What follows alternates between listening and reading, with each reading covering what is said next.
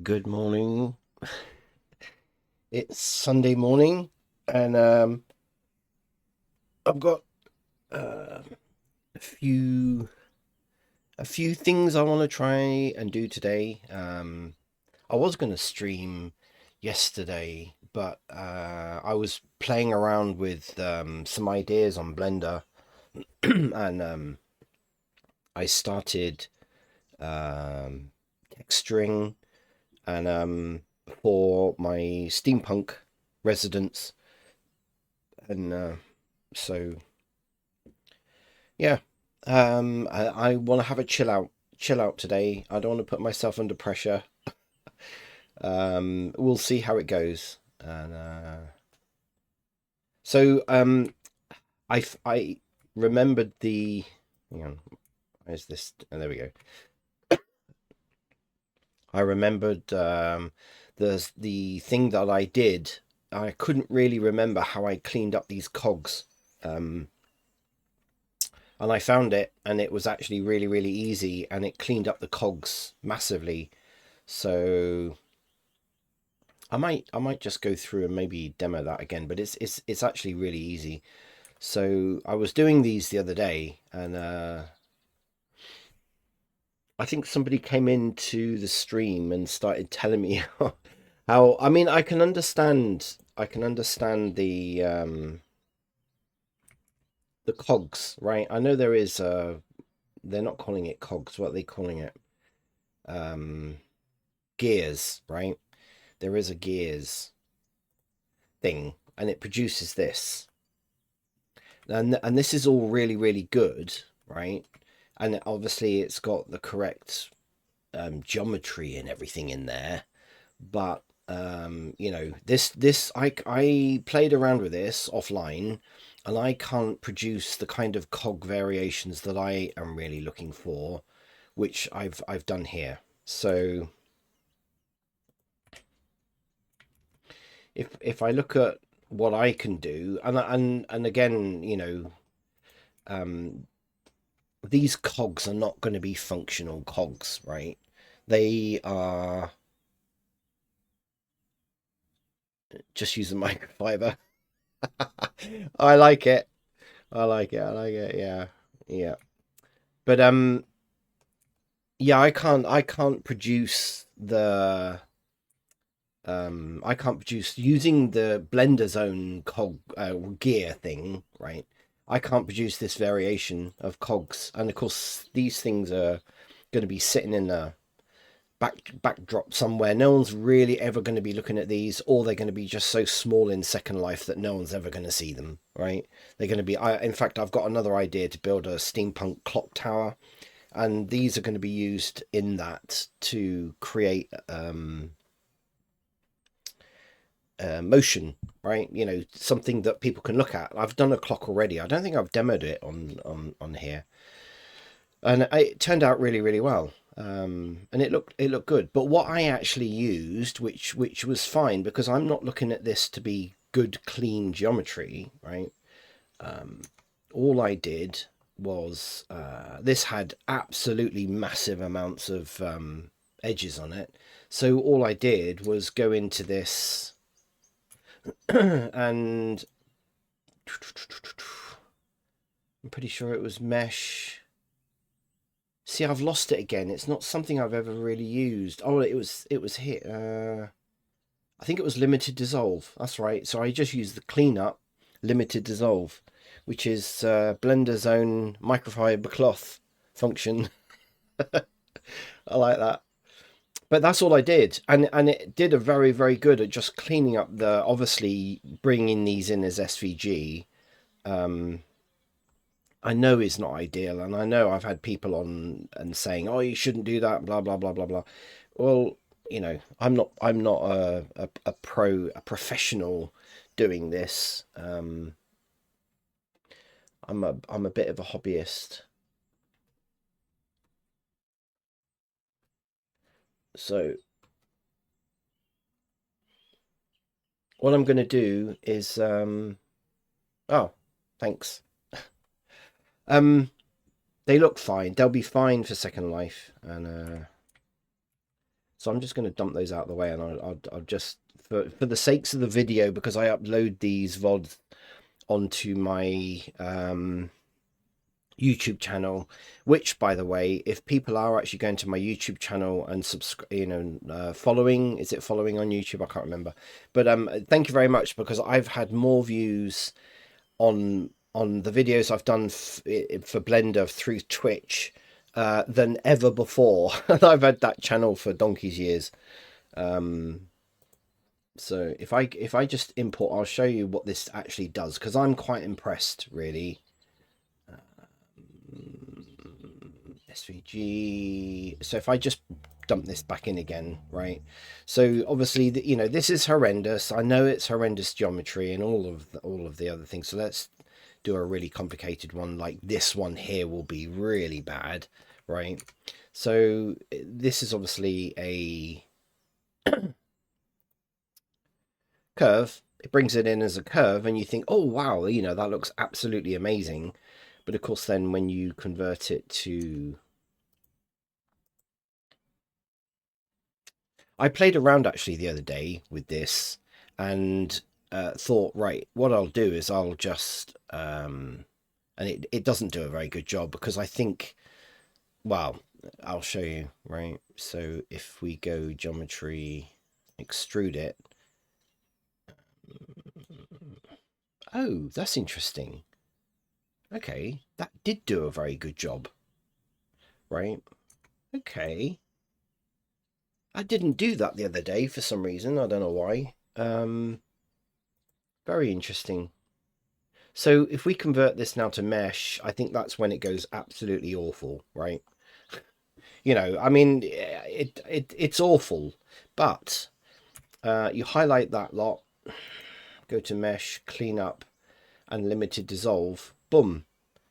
It's just like a lot. So we're starting off with 1,800 faces, and then going through that cleanup process, limited dissolve, and it's brought it right down to 352. And it is a relatively kind of complicated cog, unlike a cog like this one, for instance, which is a normal gear cog, right? So and what I mean by that is that there aren't any curves apart from the center bit, right? So we've got this. Yeah, it looks really good till you convert it to mesh, and then you get that, right? And that is 1,800 again. Okay, but this cleans up a lot better. It cleans up a huge amount better. That 12 resolution preview seems high. 12 resolution. What do you mean 12 resolution? This? Hang on. Do you mean, how do you mean in here? Oh, I see. Ah, right, okay. I don't know. I've never played around with that. What does that? I don't know. Number of computed points in the U direction between every pair of controlled points. Ah, is that what's creating? Oh, is that what's creating the? Okay, hang on. I think I know what this is then. Right, to be honest with you, I've never really played around with that. I've never touched it. I mean, it's kind of a on the curve. Yeah, yeah, yeah, yeah, yeah. Okay. Right, so if I select this one, so is that what's making this look like that? Oh, right. Cool.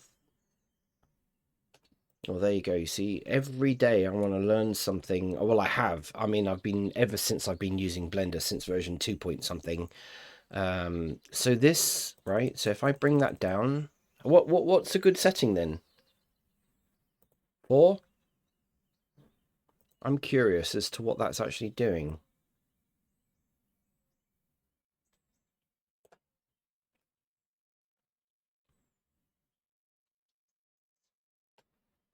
Oh, okay. Well, To me, it doesn't actually look like it's doing. So, okay. And I think what makes the difference is when you convert it to mesh. Oh, you could be right. That does look cleaner. So that's actually only 624 for. Ooh, thank you very much. That is really good. Okay. I've never ever, to be honest with you, I've never touched anything in that. I dare, I kind of just think, well, if that's the setting, then that's actually, let's just see whether that. Okay, so this is very, very similar to the Blender gears thing.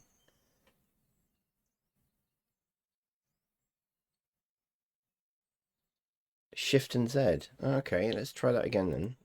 Right, so this is curves. Let's extrude it. Shift and Z. What? Wow. Okay. So if I change this, no way.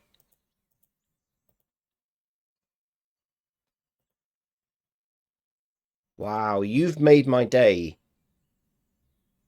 You have made my day. That, I tell you what, right? Isn't that interesting?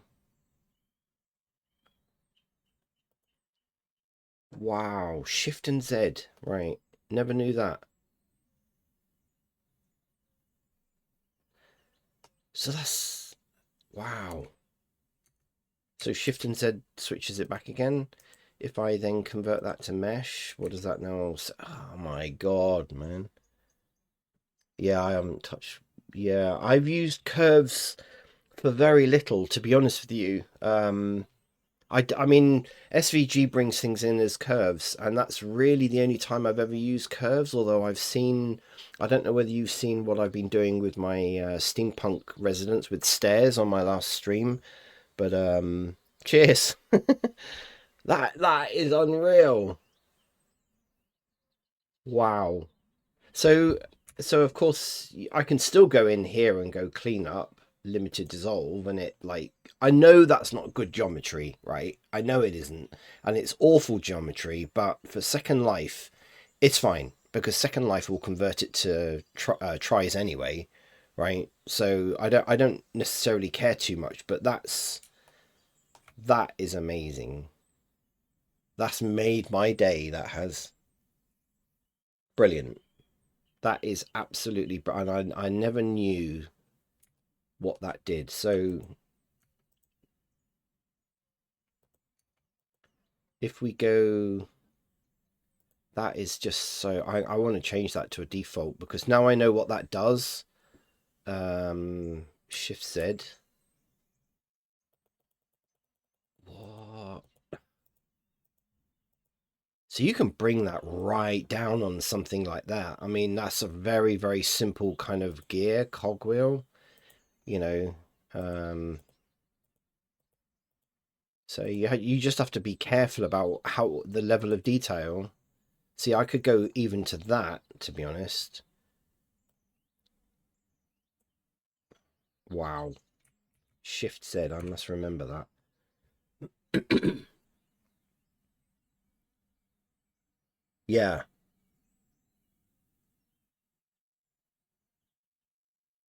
Well, I know you've only just got here and you're new obviously to my channel, but flipping heck. That's just made my day. That has Rick because it's like a lot of things with Blender, isn't it? You know what you know and you keep working with what you know, and when you've got time you kind of experiment a little bit and learn things. But it's just I this is why I love streaming, because I just learn so much from other people. This is just amazing.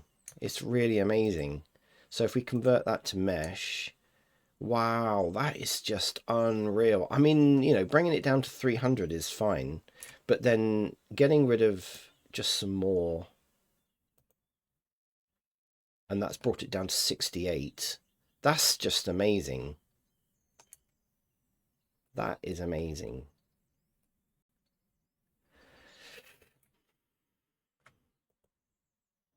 Because I know Shift Z does the same thing as clicking one of the view modes. So really, see, that is just such a handy.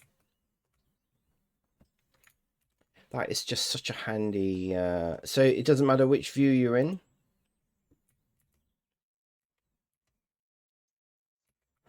Right. So if you're in shading, what? Wow.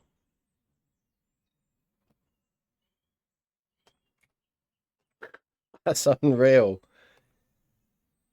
To learn better and motivating myself to get a decent level if I wasn't so. Yeah, well, I mean, I'm kind of the same, to be honest with you.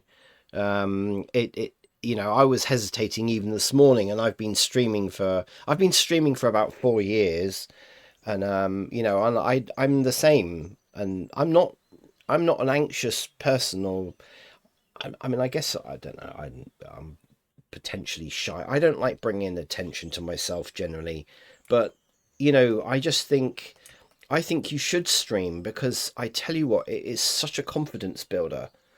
It really is. Rendered view. Yeah, probably not. Let's have a look.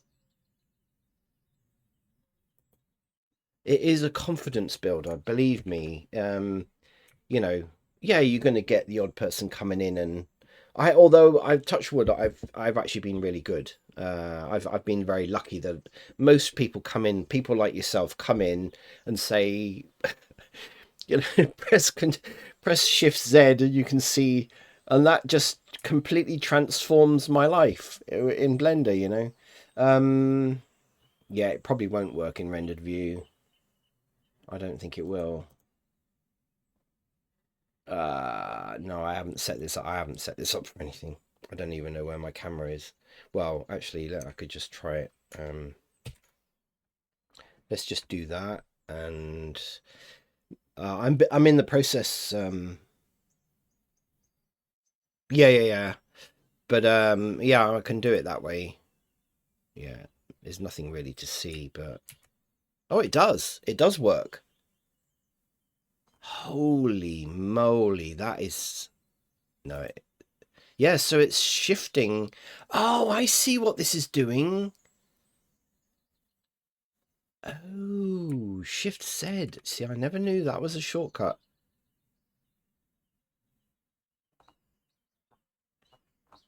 So it's switching to wireframe mode, basically. Yeah, it won't work in rendered view. Does it work in that view? No. Okay, so it really kind of, yeah. Oh, that's so neat, though. That is really neat. Shift and Z. Okay, so really that's all that what that's doing is it's just switching to wireframe. Okay, right, now I understand it. It's sinking in. This is sinking in. But I've learned so much by streaming, to be honest. Sometimes I find it difficult to retain it all because it's like everything. If you don't use it very often, you tend to think, well, it's a bit like when I did that, mesh, um, the selected cleanup. Sometimes you can't always remember because I'm not using it all the time. That's the problem. I'm not doing this professionally, so yeah, that's clean up, limited dissolve. Boom. It gets rid of a huge amount of stuff. That is just awesome. But what I didn't know was that you could actually do that. Well, I guess, you know, this is amazing. So I can just drop that right down. So obviously go quickly into there. Right, that's handy. This wasn't working the other day for me because I tried this and it distorted it like mad. Yeah, exactly. If you don't use it, you lose it. to be honest with you, I'm kind of the same. I'm a hands-on person, right? So I'm useless at exams, for instance, because I can learn stuff really, really fast, and if I use it often enough, I will remember stuff. But if somebody comes up to me and says, "Oh, how do you do X, Y, and Z?" and I go, I don't know, and I may have done it. I may have done what they're asking 100 times before, but I just can't remember stuff. But if somebody said to me, show me how you do X, Y, and Z, I will do it, no problem. It's not a problem at all, you know. Give me something I can work on, and I will do it. But I'm really happy that these cogs are that they are cleaned up. They're cleaning up really well. It means I can use these. I wish there was like a shortcut to this limited dissolve. I mean, there probably is. Although this cleanup doesn't seem to actually have a shortcut to it, but anyway.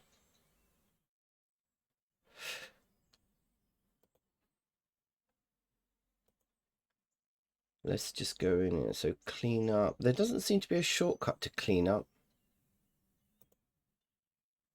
But yeah, that works perfect.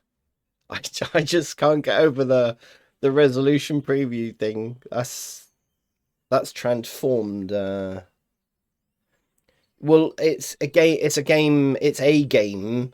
It's called Second Life. Okay, so Second Life is a thing that came out 20 plus years ago, and it was kind of the very first real time. I don't know what you'd call it really. What is it? It's like it's a virtual world that's real time, right?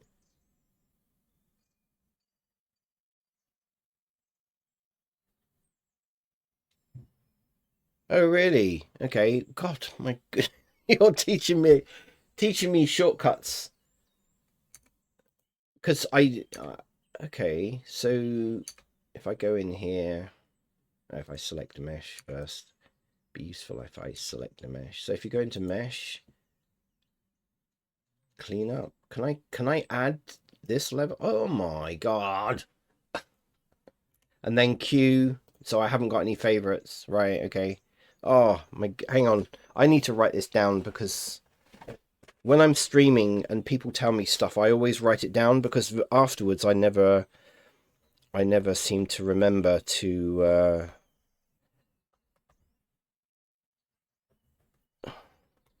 hang on. Yeah, yeah. So you can right hand click on menus to add to queue. That's brilliant.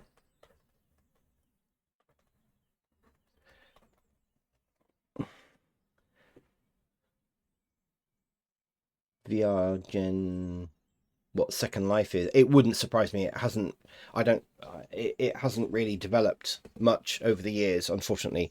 But it's an old platform, and it gets used by people that have been in it. I've been in it 18 years, and most of what I do in Blender, I bring in world and then build stuff for people. So this is just one small thing. I build all sorts of stuff. If you go to my Instagram, you'll see all sorts of stuff that I've done. And I just tinker. I'm not a professional at this. It's not a full-time job as much as I would like it to be, but I just enjoy doing it. It's enjoyable. It's relaxing. It's you know. But it is old, and they haven't really developed the platform for Second Life. Whatever the behind the scenes engine is. I did know years ago, but it's still a bit clunky and it's old, and but it works, and a lot of people still enjoy it. Um, it's a good thing. There's all sorts of stuff you can do in Second Life. I've had a couple of people actually Second Lifers on my channel here, and we got talking really quite in depth about Second Life.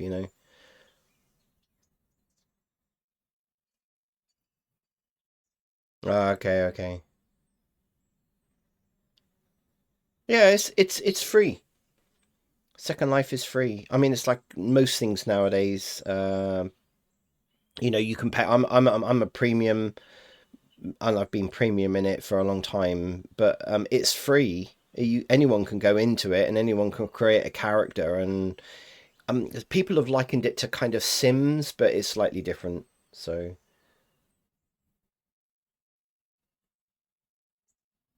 yeah, yeah, yeah, yeah.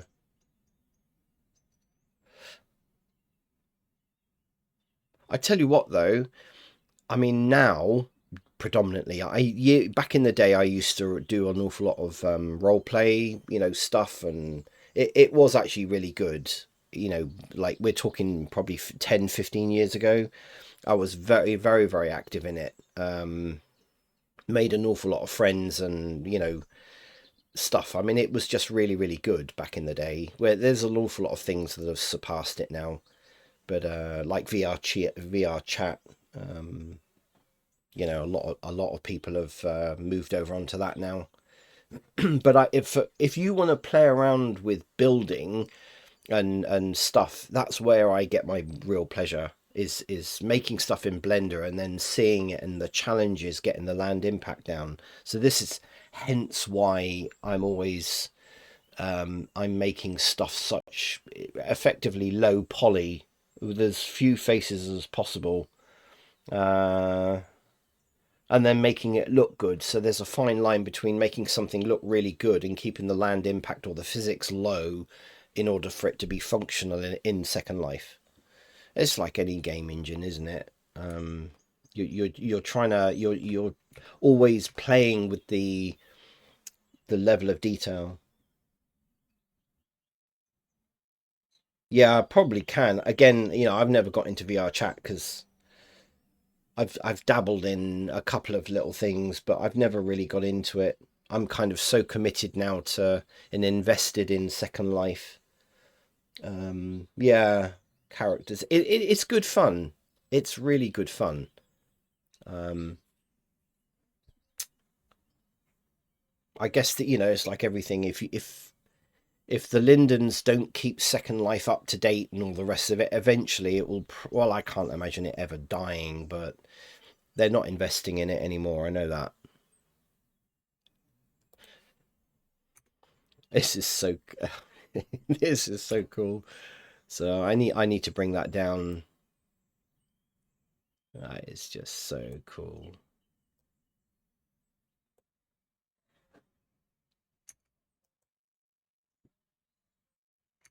So yeah, this is going to produce. I'm just going to keep using Shift Z now because I mean I always use the mouse to go up and go and switch into wireframe mode, but you know, I mean there's just so many shortcuts in Blender, you can't remember them all. You really can't remember them all. But that alone is just going to save so much time. It really is. Okay, so if we convert to mesh, then it looks horrible. We just go, I need to add that to my quick. Let me do that now because clean up, limited dissolve, add to quick favorites. Fantastic. So now I can just go boink if I corrected it properly. Limited dissolve. Fantastic.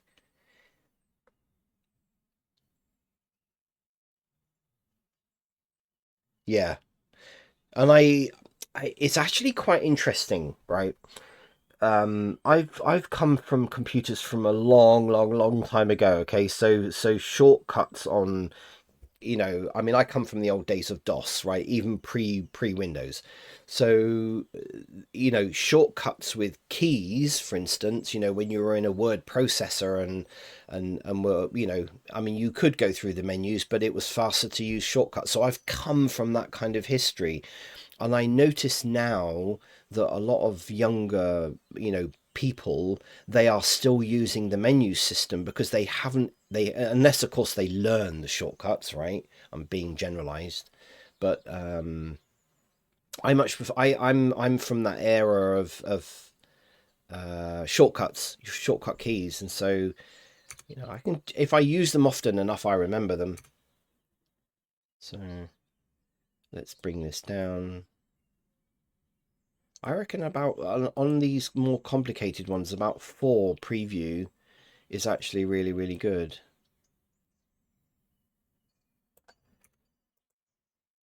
Convert to mesh. Of course, it's really, really bad. Oh, wow. This has speeded up the whole process. You should come back more often. Every the thing I've learned over the years, right? It's almost impossible to know everything, especially about things like Blender, and so you just learn as you go around, and which is one of the reasons why I like watching other streamers with Blender, because you always learn something, you know, you always learn something. And I think everyone has got something to give, including, you know, including yourself. This there isn't really enough people streaming Blender apparently on Twitch much anymore. It's a bit few and far between, and I just think there's, you know, there's just so much you can learn, and you can all I my belief is that you can always learn.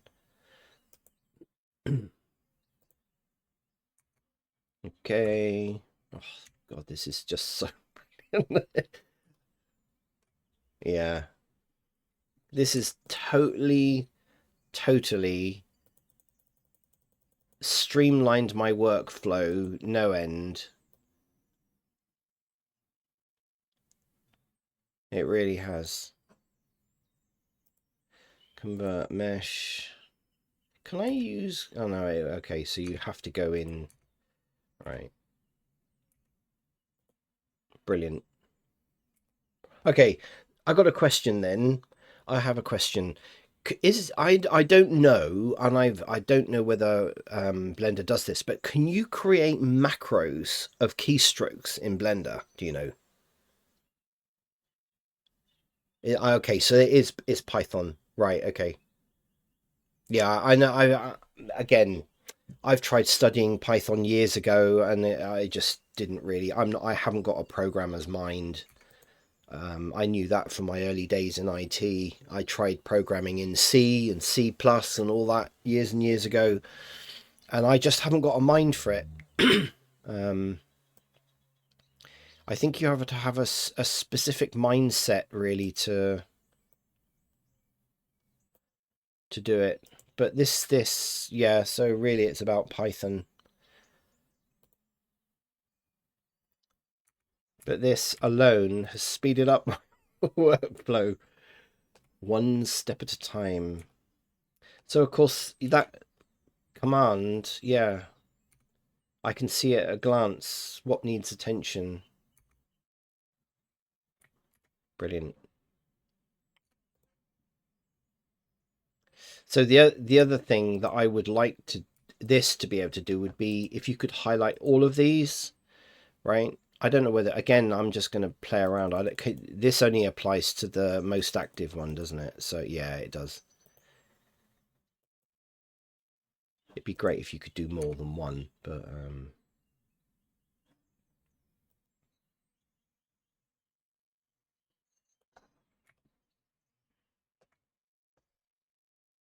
yes, you can. I guess if you join them all together and then separate them.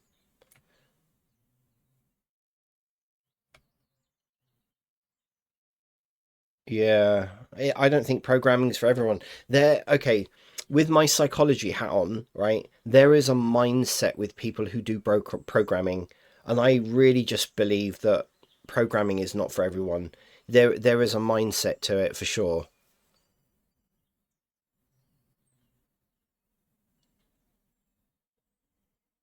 Yeah, okay. I copy to selected. Yeah, there is something. Um, I saw somebody using that actually the other day. They were doing it, but they did it so fast I couldn't really follow what they were doing.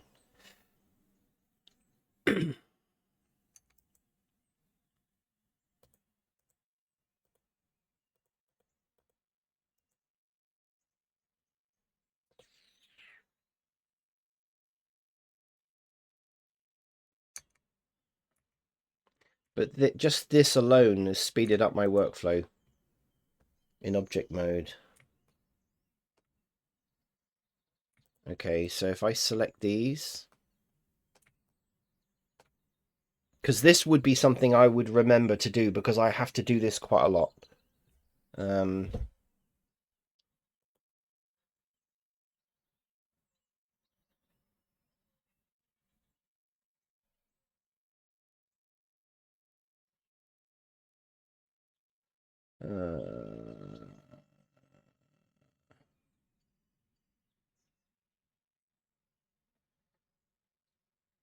Okay, so the selected one is this one. If I bring that down, I mean, I'm hoping that this is, if I just bring this down, it doesn't really matter. Okay, that's fine. So if I make that big,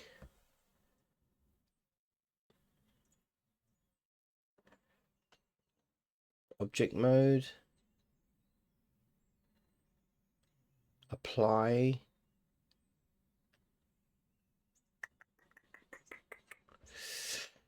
Thing is, every version of Blender, I've been using Blender from version 2 point something. It was like 2.5 or something. And every single time they're obviously adding more and more and more. Now hit the resolution thing, change to 3. Yeah, okay. I'll and press Alt Enter. I probably screwed that up, haven't I? Okay, let me just go back. Right. So this is my active one. I've now, let's just say, right. Alt Enter.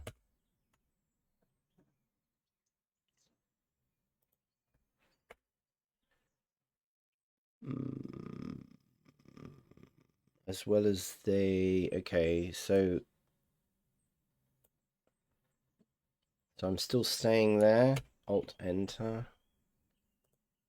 Oh, okay, cool. Cool. Oh, wow. Right.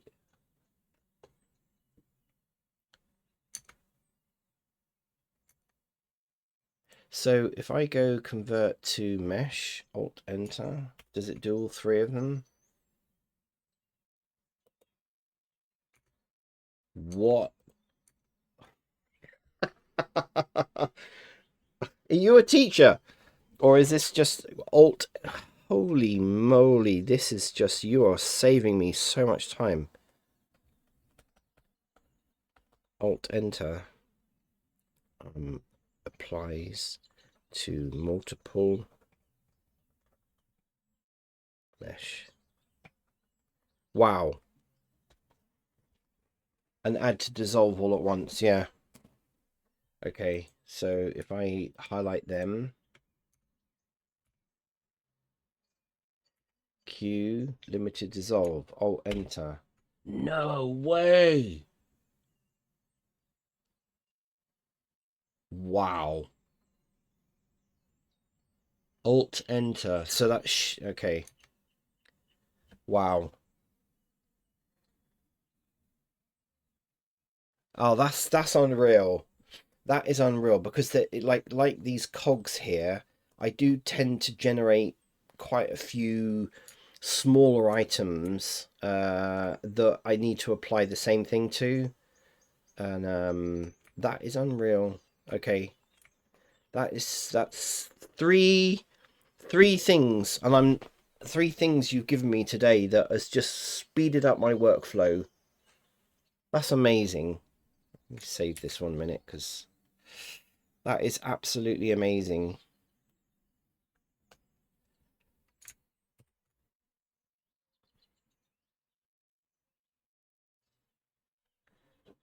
Cool. Of course, none of these have got textures on them. So can I do? Okay, I'm curious now to what that Alt L does. So, sorry, Alt Enter. If I add a texture, new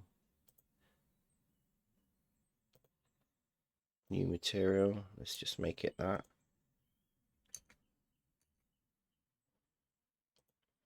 I can't get rid of that, can I? I can. Cool.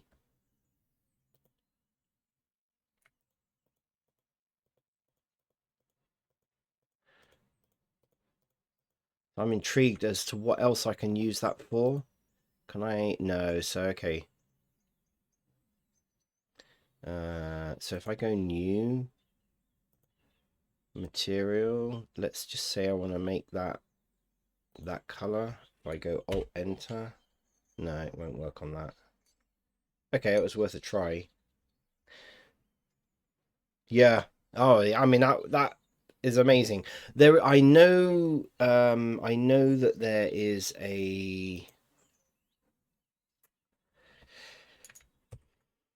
there is something that you can do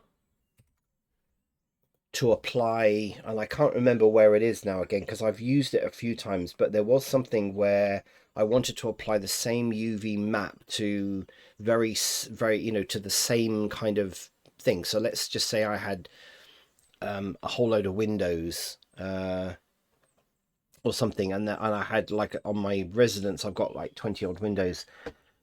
Applying things like materials and UV maps to the whole lot, there was something where you could highlight like everything, and then, like, if I wanted to apply the same material to all of this, I'd make that the active, and then there was a shortcut. Can't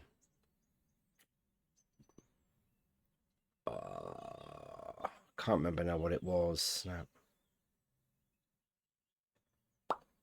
It wasn't an easy thing. I know that it wasn't an easy thing to do. I think there was something like you could apply the material from the highlighted object to everything else that was here.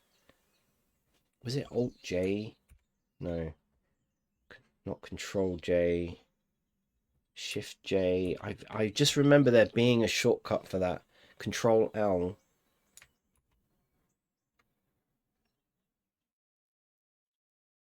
Ah, copy UV maps. Transfer mesh data.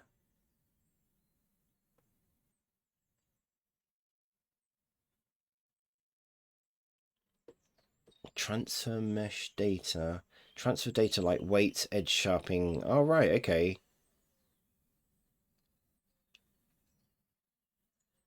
UV maps, grease pencil, and modifiers. Actually, do you know what? I could have used that the other day because I wanted to apply the same modifier to a load of different bits of mesh. Link materials. Yeah. Wow. Oh my God.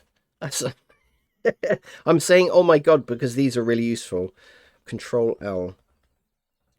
Link.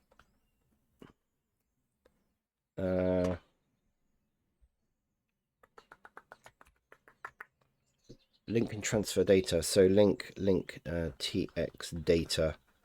Fantastic. That is brilliant.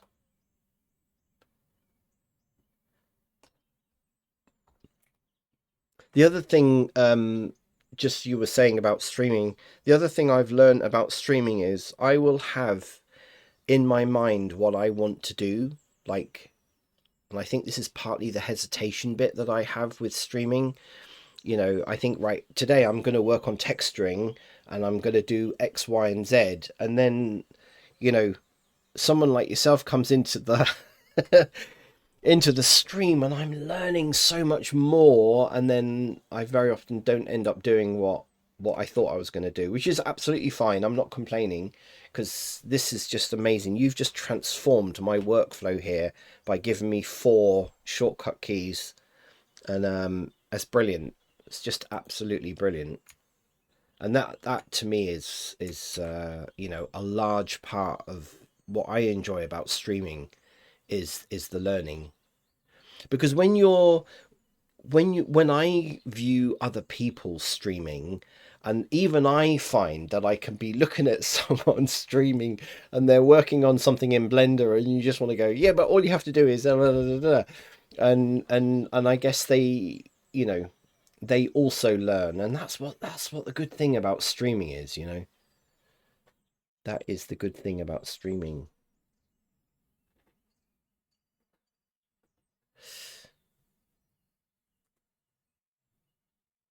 Okay. Cool, cool, cool. A wise man said, I guide others to a treasure I cannot possess. That's actually really true. That is very true. So how okay. I mean you do they put things in the game already. Yeah.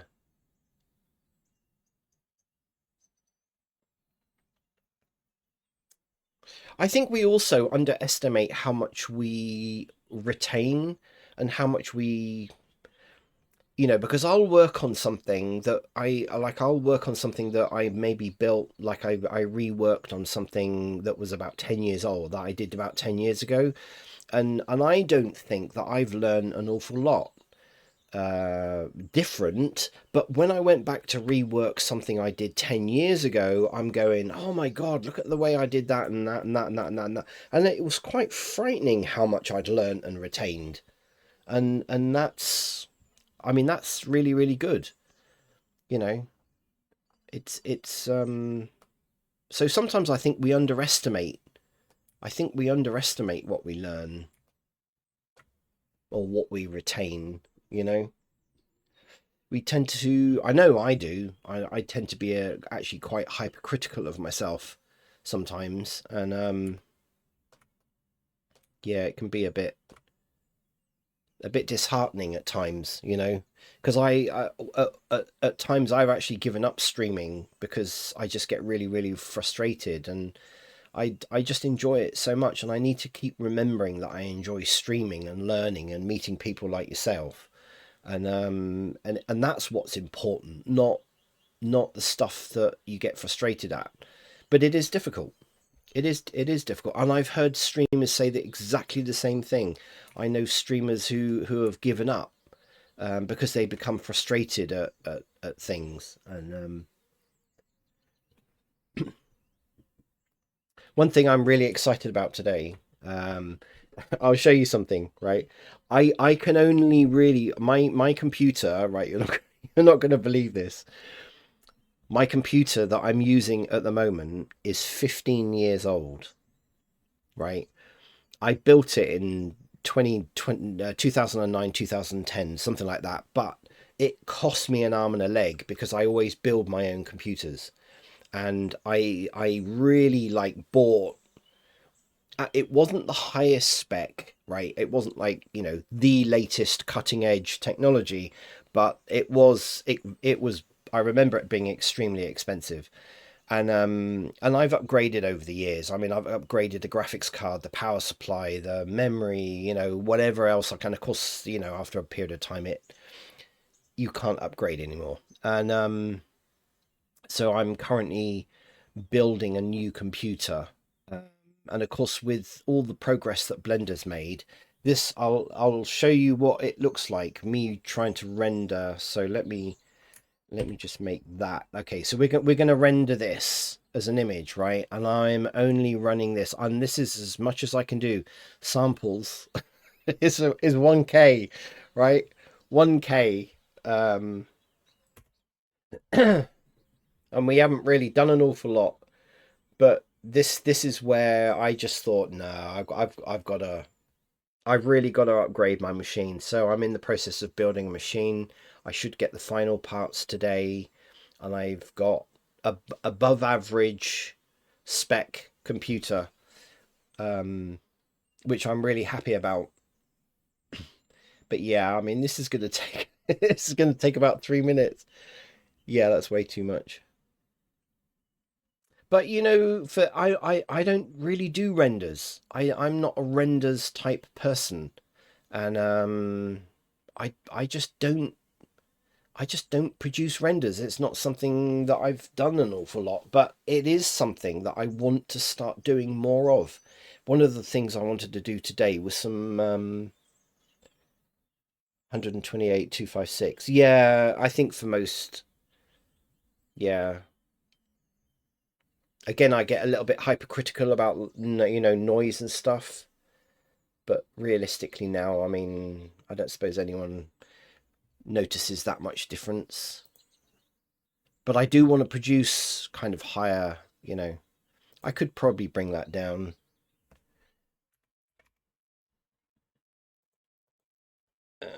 I'd be curious to see actually what that looks like, because I personally don't see that much difference. Um, I mean, that will certainly be, but my computer is really old, and I've only got a 1650 graphics card, for instance, and stuff like that, which back in the day was perfectly okay. But doing things like rendering, and I've done some animation and stuff years and years ago, and it worked perfectly okay. But you know, yeah, yeah. I mean, it. What I'm tending to use rendering for, to be honest with you, is just for my Instagram. And of course, most people are looking at Instagram on their phone. They're not going to really notice that much difference between a 256 render and a 1K render. You know, you start sticking it on a massive screen, then yes, you're gonna start noticing. You know, but you see, I can't. To be honest, at the moment, even that's now nearly finished, no one's really going to notice the difference. I mean, you can see where the geometry is crap but most people are just, 2 seconds they're going to look at it. 2060. Yeah, I very nearly bought a 2080 card because I thought I could upgrade my computer and at least that would, and then I thought, no, my computer, I can't upgrade it to Windows 11. It's going to be end of life soon anyway, isn't it, this year? And I just thought about time I built myself a new computer. This computer, I've never had a problem with it. In 15 years, I've never had a problem with it. So I highly recommend that people spend as much as they possibly can at the time. Yeah. Or your PC that's derping. Yeah, it'll be my computer for sure. It'll be this. Yeah, I'll come out of the rendering because it's just my computer is going a bit crazy. Fans are going mad. More than likely find that everything's all like 100%. Yeah, look, I can't even close that window. Sorry, it's probably all breaking up. Yeah. Look, you'll see what's happening. Ooh, is it gonna crash? Please don't crash. Everything's at 100%. GPU's look 1650s running at 85%. My CPU is running at 100%. You know, so yeah, okay. Blender's crashed out. That's fine. Not really very good to do. Not really very good idea to do rendering when you're online with such a slow computer. Oh, actually, now this is my. Let me drop down this. Okay, so if I do 128 and then just drop that down to 256 for now. I always do my default startup file and then I back it offline, back it up. So if we open up this one again,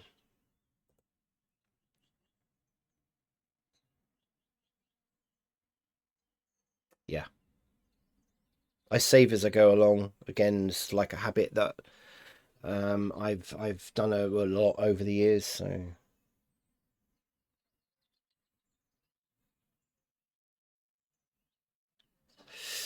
So yeah, not a good idea to do rendering on while I'm streaming, to be honest, because my computer again, my computer is at its limit. If we look at the task manager on here now, you'll probably find that this is, you know, this is pretty much near the top, and it wouldn't take much more to just push this over the edge with, and literally all I'm running is Blender. I've got a web page open and I'm running OBS, and I've got my Affinity Photo open as well. But yeah, This is why I need a new computer for sure. So hopefully I will be getting the final parts delivered today, and I put the specs on my about page already, because I have full intentions of doing it today, getting it built and getting it up and running. But that's been amazing. That has been amazing. The stuff that you've given me today. It's cool. If I open what I've actually been working on is this.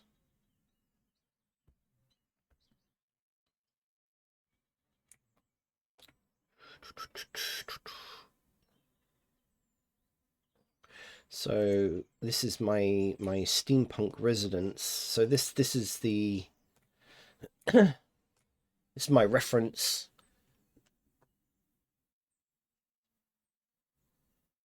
Oh yeah, I will get the 50 series. Yeah, I'm going to be getting the 50 series, but the 3060 Ti, in my opinion, for the stuff that I do, is more than enough.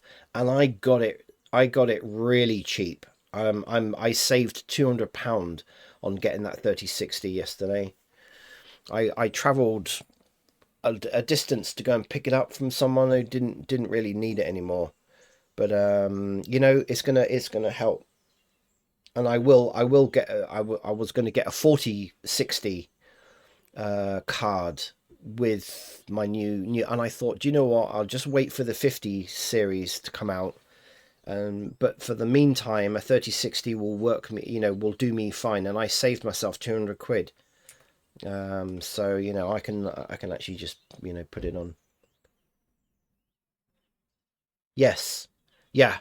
I mean, if you're interested, I've done quite a few videos about this already. But with Second Life, you have to do, as long as you do the physics, you have to do the physics for it to become a building. And this is massive building in Second Life. I mean, it's really huge. Yeah, it's always good. Yeah. And if I find that the 3060 does me, it's going to be better than my current computer anyway. But I'll just maybe wait a year. And although I think that isn't the 50 series going to be, apart from obviously the high end ones, but I think the 50 series is going to be kind of affordable anyway, brand new, if I remember rightly, because it's coming out, isn't it, by the end? Are they selling it already, or can you buy it? Hang on, let me just have a look. Can you pre-order it already? The 50 series. So if we look at, probably I know they're bringing out the 3 top models first. No, you can't. You can't pre-order it. So I'm guessing they're waiting until the end of the month. And I also noticed that there are some companies who are desperately trying to sell all of their 40 series cards already. Like I got a couple of emails this morning from a couple of suppliers who were saying, "Oh, we got special deals on 4060s and upwards." And I thought, yeah, they're trying to offload them because they know they gotta restock with the 50 series. Yeah, you can't pre-order them, so you're gonna have to we have to wait. But anyway, be a while before I can afford one of them. It'll depend on what the UK cost is going to be. So yeah, basically this model, I'm just playing around with textures at the moment. But yeah, basically this model I will bring in world. I've got to do all the physics. I always color my physics in blue. So, the physics for every model, there's kind of a process you have to go through to get it to work. Yeah. Yeah, absolutely. I mean, everyone who's a professional will be just going out and buying the 50 series, won't they? I mean, and they'll be just getting rid of their 40 series cards. So the market will just literally be flooded with 40 series cards for a while. Physics is what the In Second Life, they call it physics. What's the other technical term for it?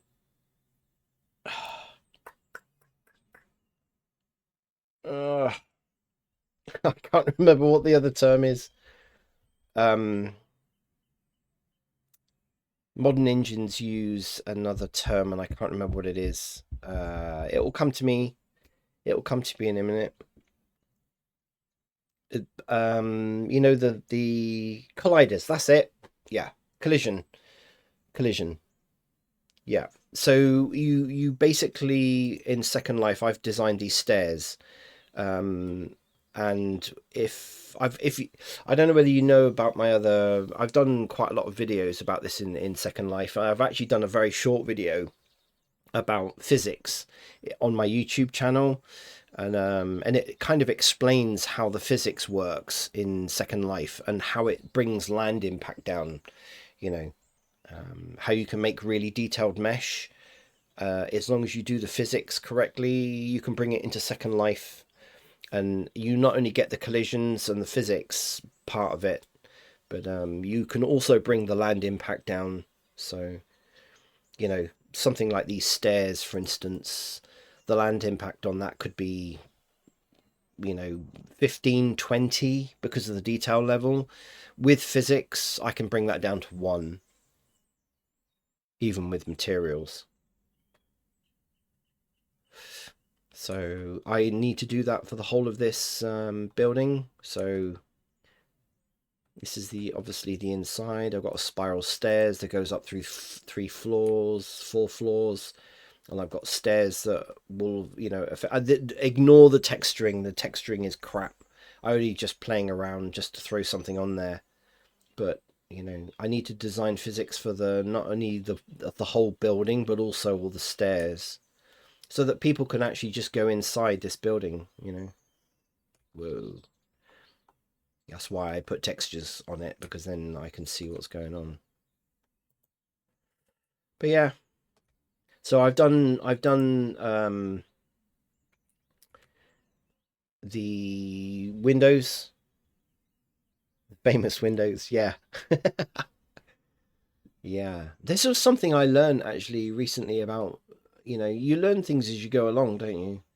So putting the window, I was putting the arches in to a building without a frame around it, and of course that was really making a mess of the geometry for the building, because obviously we're trying to work out all the geometry inside here, the curves. Yes. Yeah. Although most of this I think I will only need to do on one, and it will probably automatically go over because it's exactly the same window for the whole building. But yeah, so you can see the spiral stairs.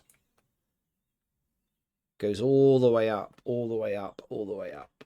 This is a huge building for Second Life. Massive. So yeah, I've got, spiral staircases and stuff. I couldn't get the land impact down. I did the physics and everything for the spiral staircase, tested it on Second Life beta, and it came out at 80 land impact, which for such a massive amount of detail is not bad. The whole building, right, the whole building and the stairs and everything, the land impact will come to about 300. How tall? It's I don't know how many, I can't remember now how many meters it is.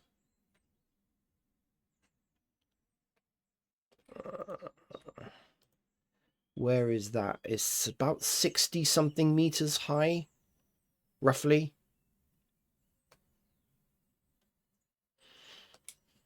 So for Second Life, that's actually pretty big. 4.34 meters. No, I'm looking at the location. So the location of this top bit of mesh is 60 something. Yeah.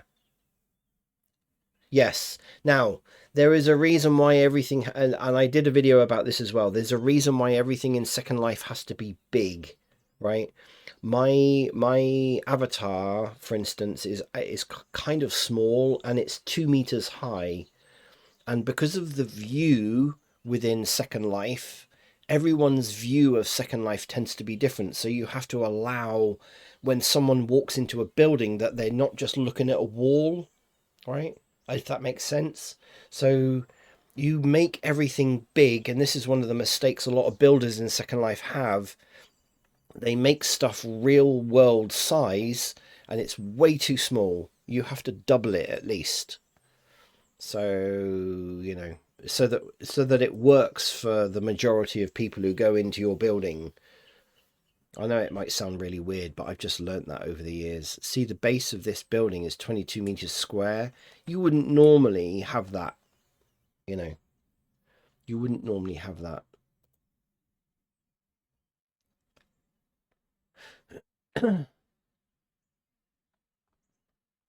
So the window is 2.6 meters wide by 4.3 meters high.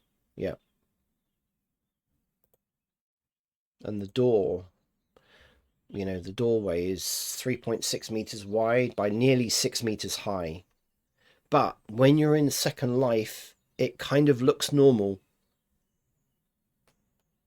It works very different from, I guess, real world engines like UE and stuff. But yeah, this I've also tried to keep as low poly as possible. So if you look at the railing, for instance, and I've removed faces where you don't need to have faces showing, and but yeah, Shift Z. I like it. Wouldn't it be the original builders that made the mistake making things too big? Yeah, well, yeah, precisely. Yeah.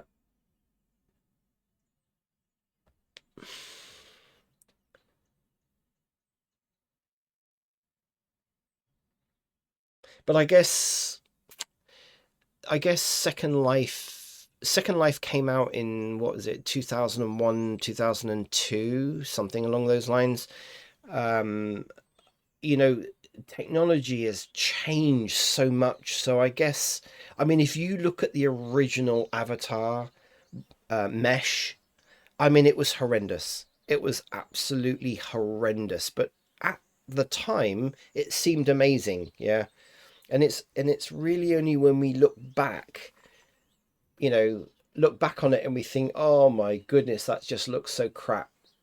And things have changed. Our expectations have changed. The technology's changed. The speed of stuff has changed. And unfortunately, the people who own Second Life haven't really moved with the times too much. So yeah, I guess that comes down to finances, funding, and usual sort of stuff. Really, um, there is um, there is money obviously involved. People have become millionaires by making stuff in Second Life. I had this conversation with someone else a couple of days ago when I was streaming. He didn't realize that there was actually an in-world coinage that can be translated to dollars. People have made a lot of money, a huge amount of money making stuff. Typically now it's all skins, avatar skins and clothes that make the money. I make a very small amount, really. I don't charge enough, really.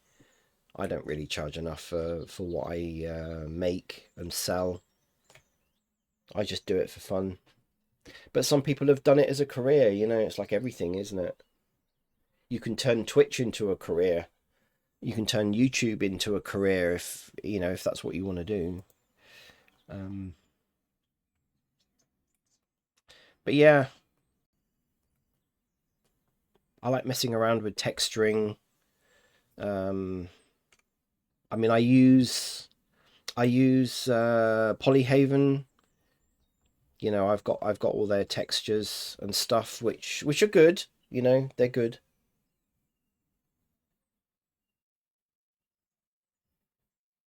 Yeah. Oh yes. There is still a lot of big business in. Are you talking about like in Second Life? I it's quite interesting because I get quite a lot of I get quite a lot of people will come when they see a model like this, right? And they'll go, "Oh my God, you know, you haven't done this, you haven't done that, you haven't done the other thing." And I go, "Well, I don't need to do it because it's for Second Life, right?" And but I mean, there are models. There's models of stuff that you can get in Second Life, which are just mind blowing. You know, where people I think are game developers. They you can tell, right? I've been in a number of what you know Sims islands that they produce, and you can see that these are being done by game developers because of the level of quality of what they do. You know, and it far exceeds really what you need to do in Second Life. But obviously, you know, if it's somebody's designed you know, an amazing chair or some furniture or a house or, you know, whatever, and they bring it into Second Life and they sell it. Yeah, have a play. You can download Second Life, and it's free. I mean, it doesn't cost you anything. The only time it costs you something is if you want to go premium. If you want to go premium, which is I can't remember now how many dollars a year. It's not a huge amount of money to be honest with you.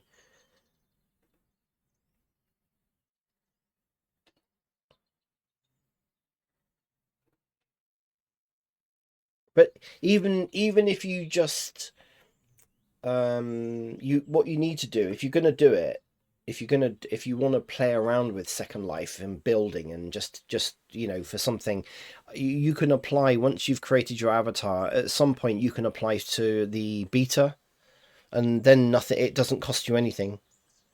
Beta is temporary. It's kind of obviously a beta platform of the real life Second Life, and it allows you to upload stuff. It doesn't cost you anything at all, and you can play around with it, see what it looks like, and experiment and everything. And it, you know, it's brilliant. It is. It's brilliant. If you check out my YouTube, you can kind of get a feel for what it looks like. Even if you just look at my shortest video, which is about the physics. I uploaded another one recently, short short videos, because I get people come into my streams every now and then and say, "Oh, you know, how do you do this for Second Life?" And I'll just do a very short video about it.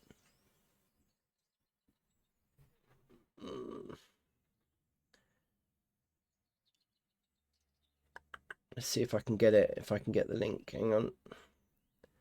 Ba, ba, ba, ba, ba. I'm using my laptop because I can't run Twitch and everything else on my computer because that would just cripple it. So I did about text string in Second Life. Let me just grab this.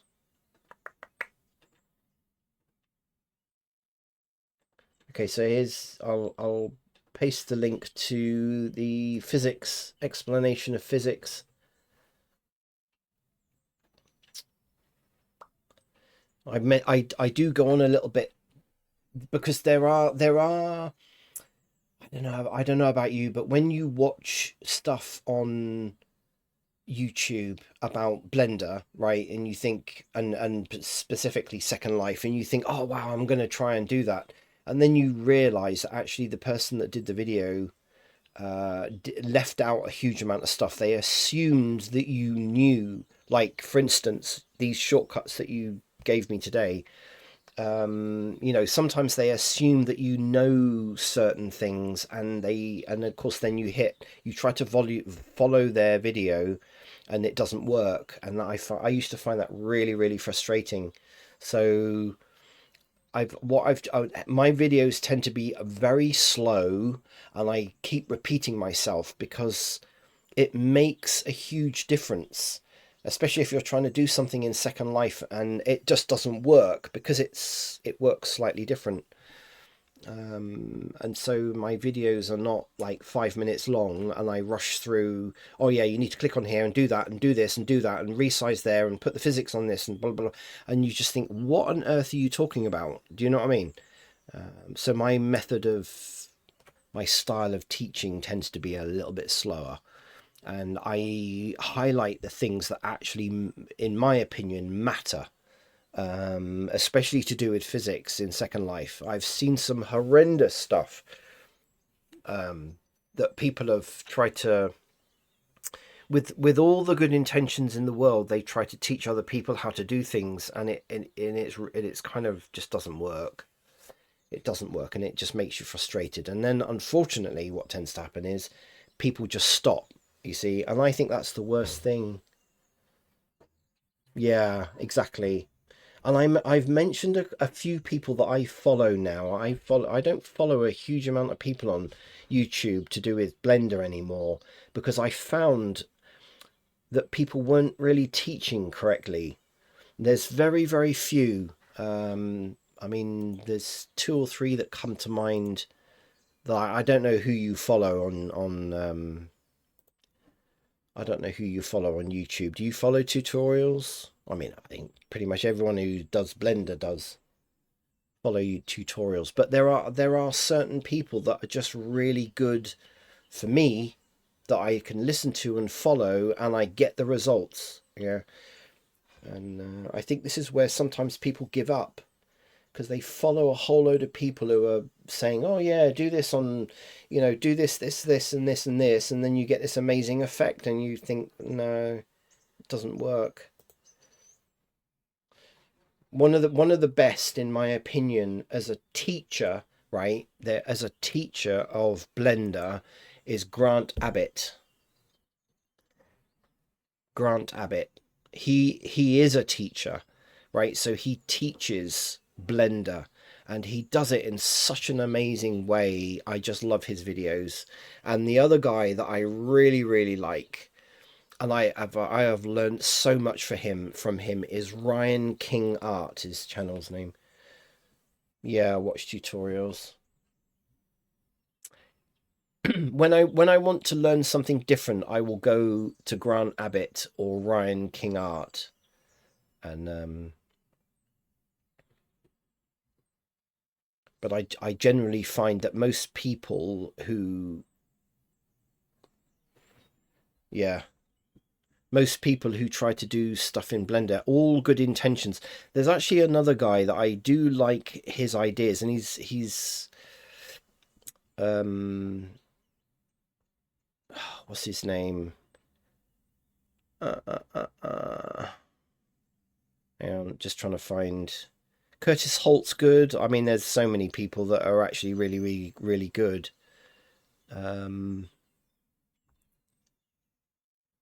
I follow quite a lot of people, but the people I watch consistently, come on. It's been a while since I watched some of his videos, to be honest. CG Essentials. The CG Essentials. And he's done an amazing video that I kept pondering about doing for my stairs. But what I learned, I mean, there was a pretty neat thing that I learned, and I didn't know you could do this. Right? If I go back here. So I never knew that you could highlight a mesh, go in here.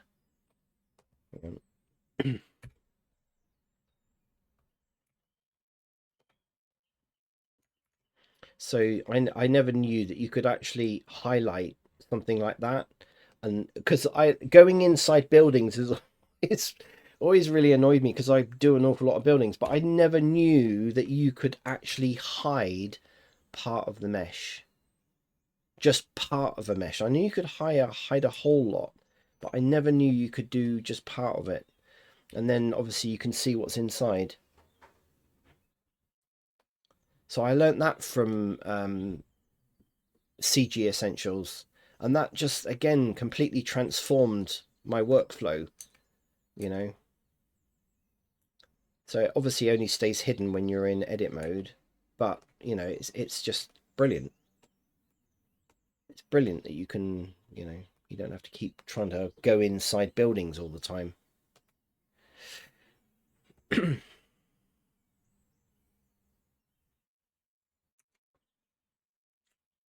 So that's, you know, that's really neat. That's really neat.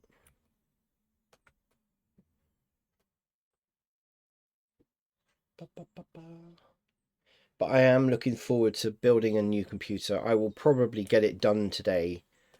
I've got literally the last bits coming today, and then because I do an awful lot of rendering of video as well, and this computer is just it it takes as long to render a video as long as the video is. So if I'm doing an hour long video, it's taking an hour to render it, or sometimes longer, depending.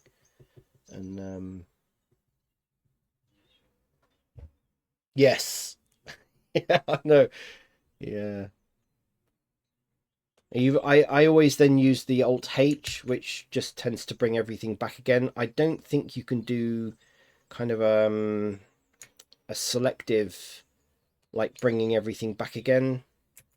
So yeah, once you've done, so if we're in there, if I do Alt H, oh, it does do it. Okay, it does just bring that back. But then if I come, oh yeah, okay, it does do it. Cool. So you can just hide that, and then just when you're in edit mode, still do Alt H, and it only brings that bit back. Okay, I'm learning a lot today. I love it when I just learn a whole load of stuff, you know. It's really good, but I know I keep going on about it, but those things that you've given me today is just brilliant. I love it. It's good.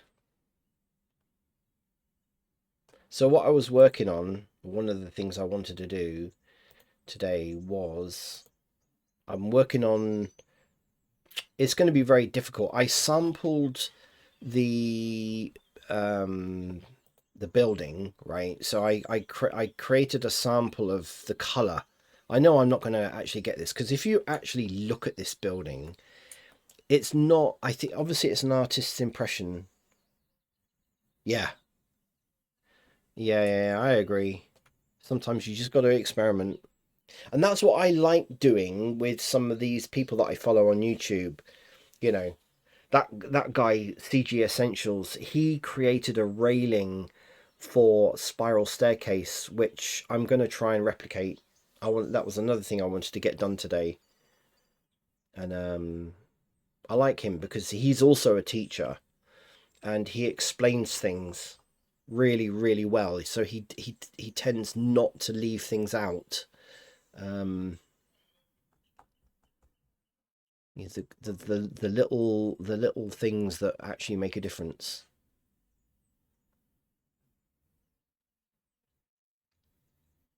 Is that AI? I don't know. You know, it's difficult to tell now on Pinterest. It really is difficult. Um, I mean, unfortunately, AI seems to be taking over everything, and you look at stuff and you think, I don't know. I don't know whether this is a real proper artist's impression or whether it's AI and somebody's just edited it to make it look like, you know, because there's a few things in here which don't make sense. Like, for instance, I don't know what these pipes are, and why is there steam coming out the top? You know, unless there's something in here, I don't really know. But this building doesn't. It's not made out of bricks, so to me, it's either plastered brick. I don't know. You could be right. Actually, it looks very AI. I agree. I think it probably is AI, and somebody's just tidied it up and edited it a bit. Because this thing here down the side of the building doesn't make sense. But I like the aesthetic of it, which is why yeah. Yeah, there's some kind of funny things about it that I thought, you know what, that doesn't actually make sense. I can't imagine an artist actually producing this. Um, I don't know, but I like the overall, and hence that's why I got the idea about the windows and all that. My model doesn't look exactly the same, obviously, but it's an interpretation of it.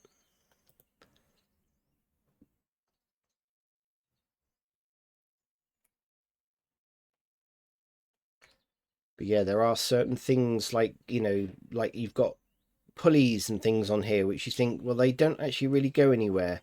And of course, when you if you model this and put it into Second Life, like I've seen people do modeling of things and stick it into steampunk, Sims and such like in Second Life, and you think, oh, that doesn't make sense.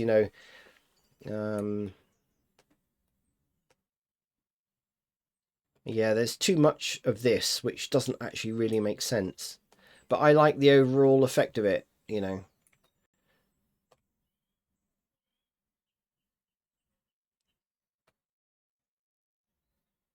It is so anyway, when you've when I just literally just threw some texturing on here, but getting that kind of effect, that color is going to be, I don't really want it to look like that. I just realized my stream elements thing about all those different Twitch people, I need to format that slightly different. I've only just started using stream elements, and I'm still learning stream elements a bit, so I need to reword. I need to somehow figure out how to, because it thinks that all of those people that I follow on Twitch is one link, which is not good. Let me see if I can try and sort that out. Can I sort that out?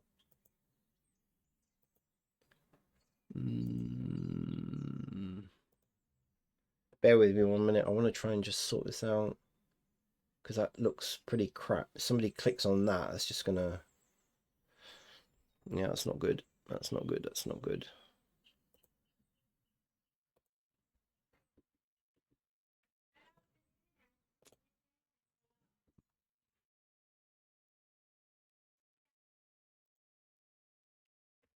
I wonder how you separate out those hyperlinks. Oh, okay. What if I do this? No,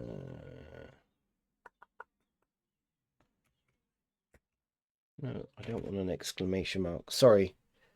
I'm just gonna try and sort out that, because that's not good. Um,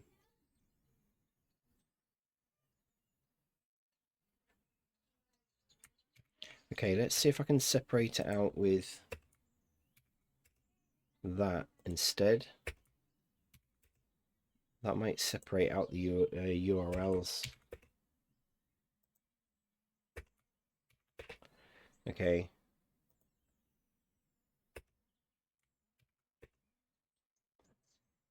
Let's see whether that works. When you got one URL, it doesn't seem to mind, but when you got several,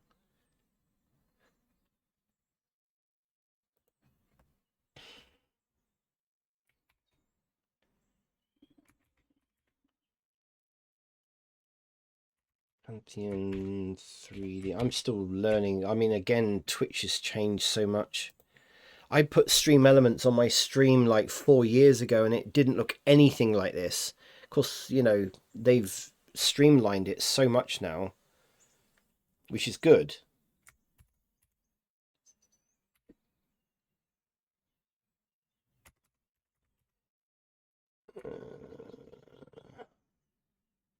Let's see if I can try and get that sorted out. Yeah, that's what I've done. That's what I've done. I've tried that. I'm doing that now. So I need to get that sorted, because if somebody went on that hyperlink, it would just take them to probably a crazy place.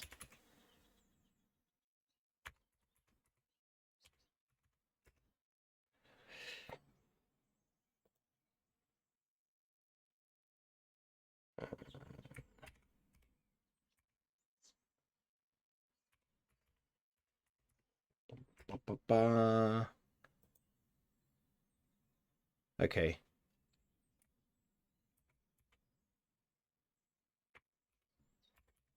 Okay, let's just try that, see if that makes any difference. It's not clickable anyway. I know, because I only did it, I think I did it yesterday, and of course you can only try these things out when you start streaming, which is kind of a bit crazy. It doesn't seem to have a way that you can actually just try it out without having to stream first. And so anyway, I've saved that. Let's see whether that makes it a little bit more, the formatting a little bit better. Okay, we'll see. We'll see if it comes up in a minute.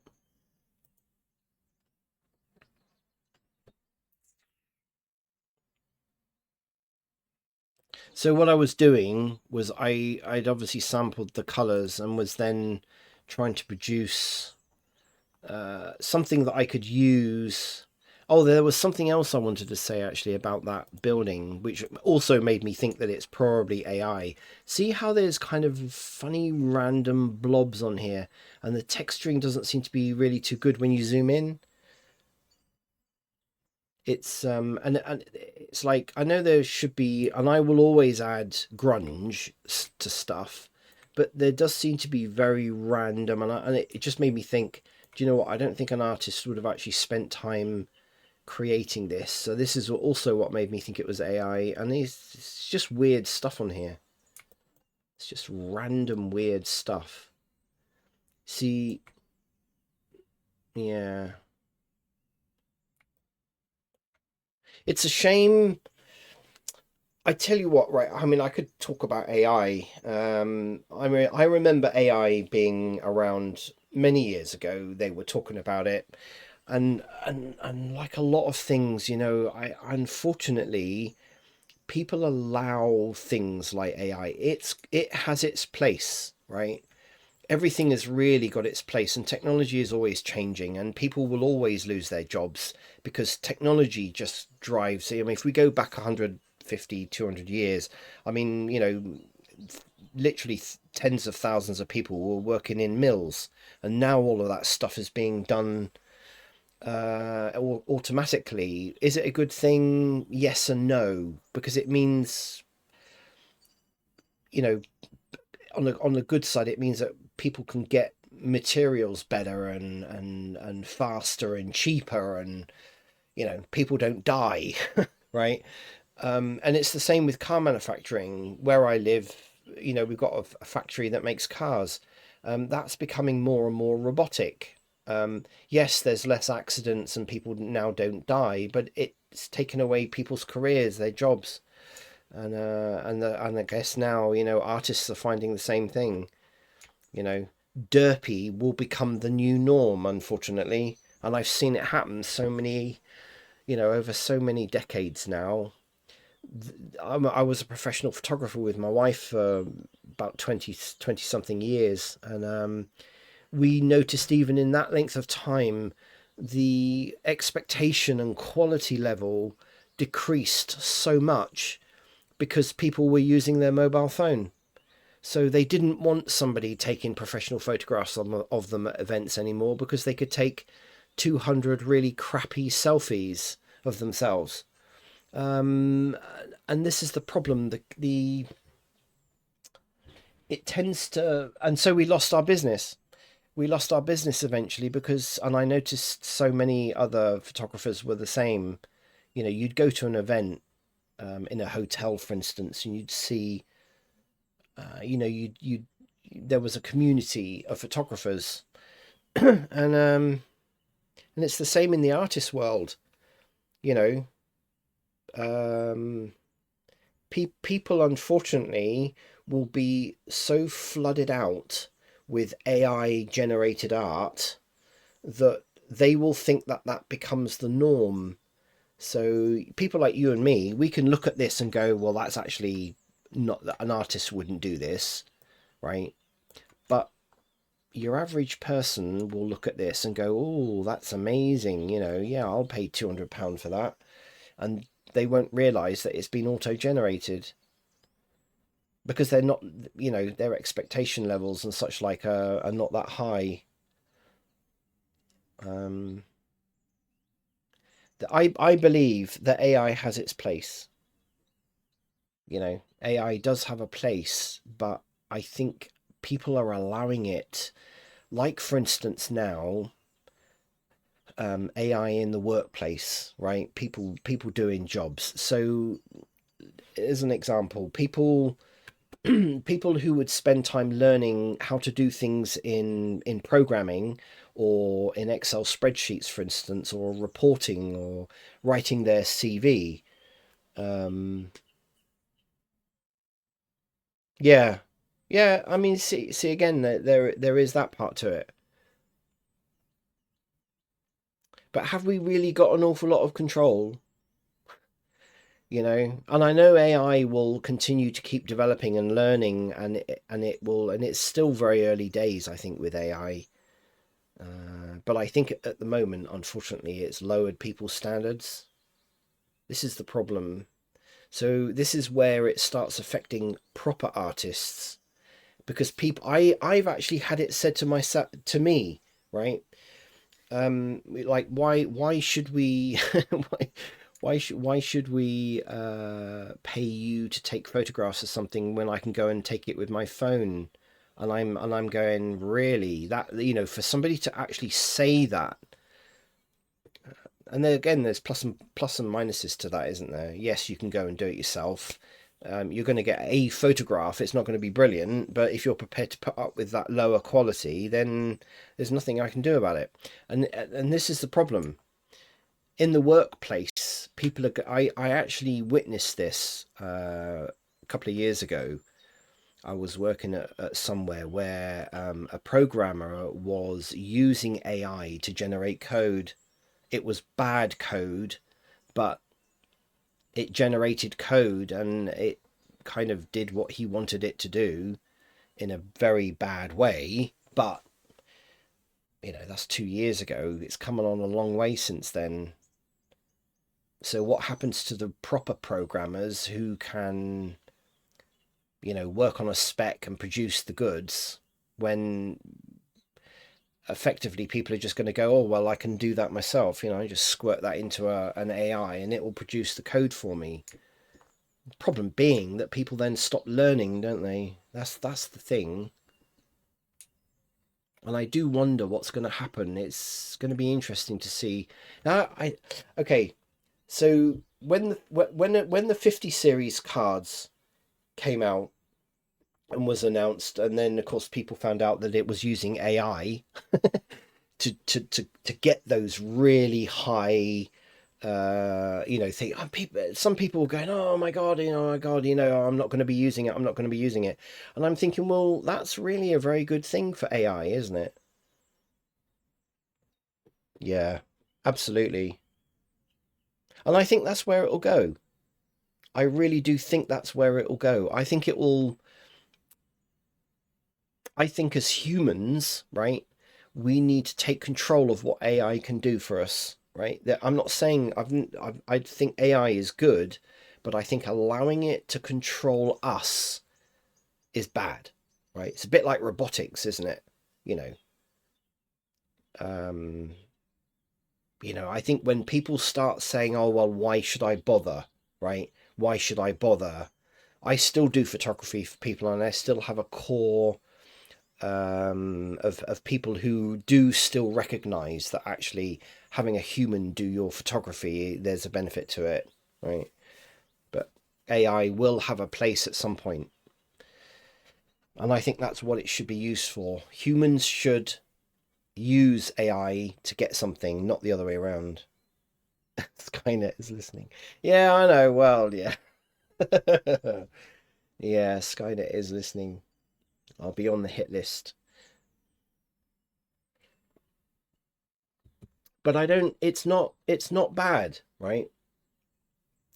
AI is not bad and robotics is not bad. I think everything has its place. It will do because we are developing and whatever as humans. But I do think we need to be careful. You know, I mean, Elon Musk keeps talking about all this stuff, doesn't he? You know, he's a bit scaremongering and stuff, but he's obviously got a look behind the scenes more than your average person, I guess. And I get the impression a lot of the time that if it gets out of control, it will be destructive. That's the problem. And it will work against humans rather than with humans, you know. So I was going to use this was going to be my kind of base texturing, and I probably spent 10 minutes producing this in various different shades, and I'll probably use either a combination of them, and I will add grunge to it, and it will make the building look good. I don't know whether you'll see the effect, and when you start adding ambient occlusion and stuff like that, it starts looking really good actually. So what I tend to do is let's put this on. So what I tend to do is I add this grunge. I'm not so sure that's really gonna. Of course, no, it won't, because it might work. Yeah, so this is the kind of grunge that I add. I don't know whether you've ever seen this before. Yeah, I'm not very good at it. To be honest with you, I'm not very good at texturing. I've tried over the years to do, um, again, simple stuff, fine, but kind of detailed level stuff. But I do love this grunge thing. It's really quite good. If we go to the shading,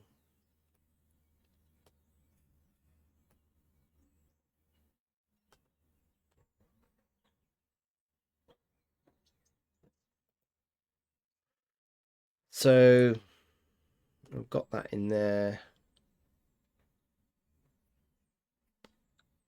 And what I do is I play around with this, and obviously use a base texture and put the ambient grunge over the top.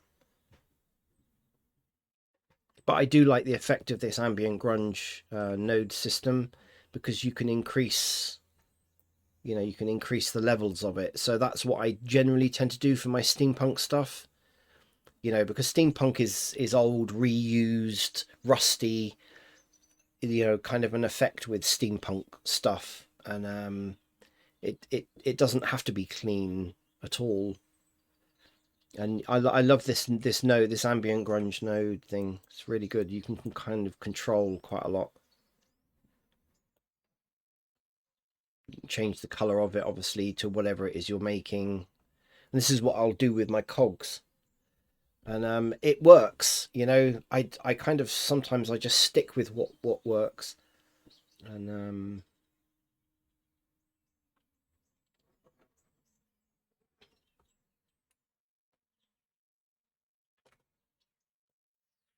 so yeah. Oh, there we go. Oh yeah, there you go. That's worked. Cool. Cool, cool, cool. Now let's see if the links now work. Fantastic. All I need to try and do now is try and figure out how I can get it to do the name. I wanted the name and then the URL, but yeah, the links work now. Oh, fantastic. Hey, there you go. I've learnt something with Stream Elements. But these are the people that I follow. I just love watching what they do on, because they all use Blender. And I've learned things from all of them. So I need to try and figure out how I can get that. How can I get that to do a line?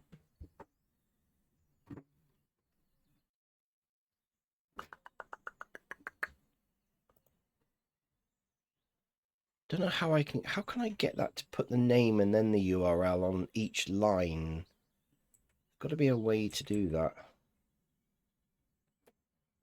See, on a normal program, you'd use Shift and Shift and return, like forces a new line.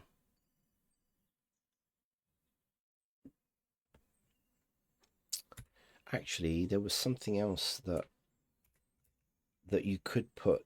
Again, I don't know whether this would apply. Ah, no, it won't, will it? Was to put a plus sign at the beginning of a line, and I think that I'll have to just check out. But anyway, that's kind of worked.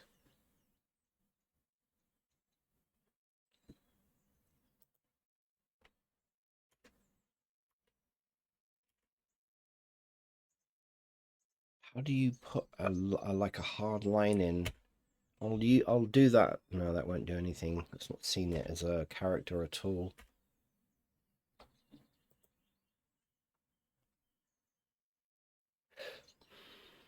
Tweaking stream elements.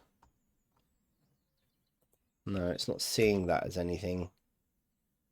There's got to be something that I can put in there to make it force it to go into another line. No, it's not seeing that as a change.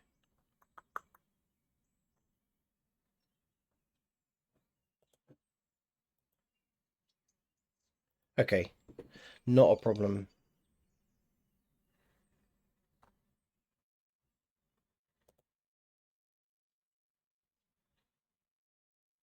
My only other thought, well, yeah, I don't know. I don't know where. I don't think that's going to work. What if I put in a load of? Actually, that might work. Hang on. Let's just try that.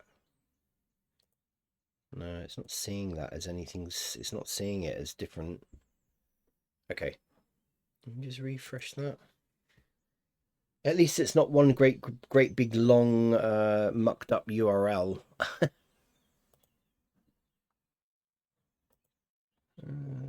Let me see whether I can add.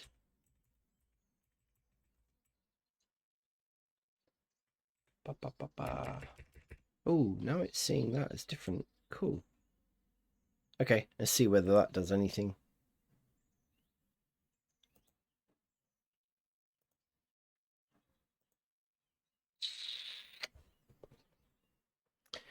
Okay.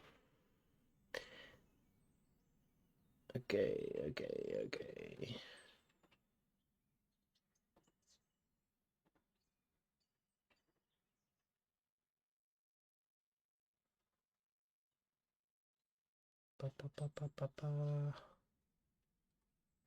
All right, we'll see whether that works or not. It's kind of there, but anyway. So yeah, I like this grunge. I like this grunge node thing. That's a Curtis Holt one, and I'm one of those people as well. I always try the free version, and then if I use it, I buy it. I've always done that, and I only ever recommend people that I think are genuine. You know, genuine people. They're not sort of just. I hate it when people say, "Oh yeah, you follow my channel, blah blah blah," and then they just bombard you with oh yeah, well, buy my course and do this and do that, and oh by the way, they'll do a video and then they'll cut most of it out and say, well, you can learn the rest on my course, and you think, oh really? Yeah, I know everyone has to try and earn money, but I do like this grunge node thing.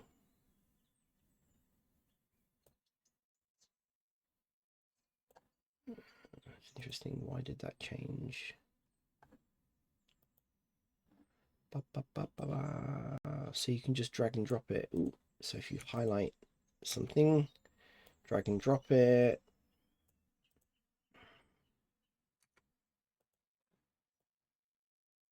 Once you start adding it, see, it will give it that effect that I'm looking for. These dirty corners and muck and grime and stuff. So I tend to just add that to the textures. And it looks good. It looks good. I like it.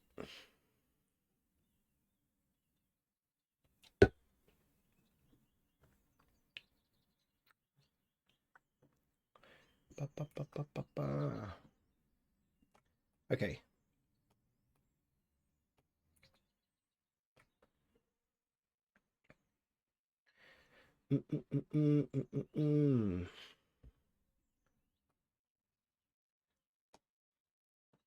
I've got some inspirational things that I want to try. Let me just share this. So I have played around with some atmospherics on Blender, and I've been blown away at how easy it is to do. And I know that's a whole genre of Blender, right? But there's a few things that I've saved that kind of inspired me. See this kind of building, this sort of building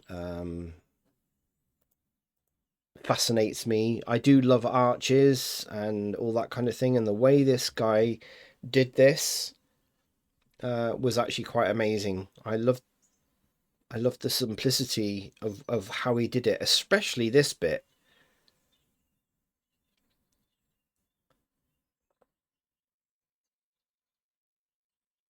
Yeah, I mean, it was just really good. Really good the way he did it. But again, it's one of those videos that's going so fast, right? It's going so fast.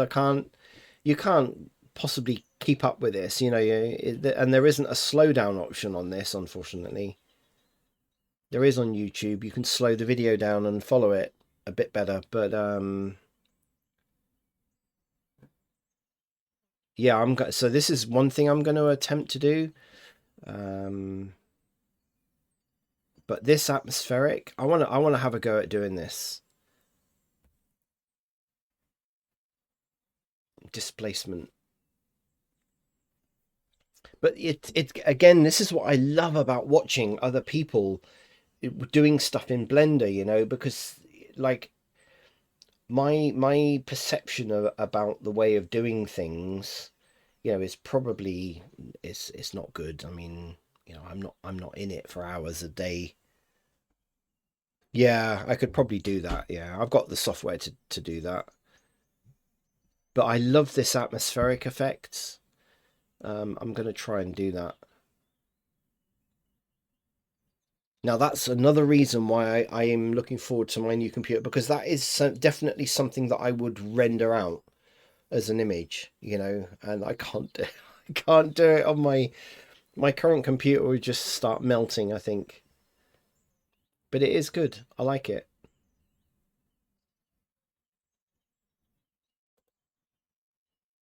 But yeah, I like the effect. I did this one yesterday. I was quite intrigued with this, and I'm following this person here as well. It's quite good actually. I've learned quite a few tips. But I tried this technique and I could not get it to work. I really couldn't get it to work at all. So again, I think it go way too quick. But I've made propeller blades before, and I followed a tutorial because some of the things I've done are a dirigible. They in steampunk they call it a dirigible, but it's a balloon basically with propellers and an steam driven engines very often and all that kind of thing. And I made some dirigibles before using a propeller. That tutorial was quite good. I did this. I played around with this one. This was actually really good. I couldn't believe actually how I mean it's just stuff you learn from other people is just mind blowing. It's really clever how they come up with things. And I never knew actually with this one, right? Yeah, I don't know what's like your render settings. Yeah.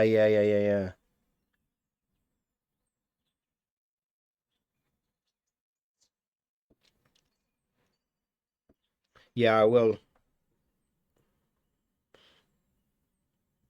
I never knew, right? Because when I've done stuff similar to this, I have always used a Boolean, right? I've always used that as a way of doing it, and I never knew this. This opened my eyes. This about using a the knife tool,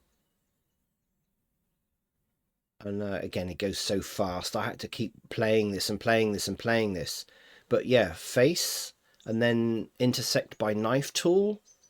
That was quite amazing. That again would save me so much time. But yeah, that was pretty good. I was quite fascinated with this one.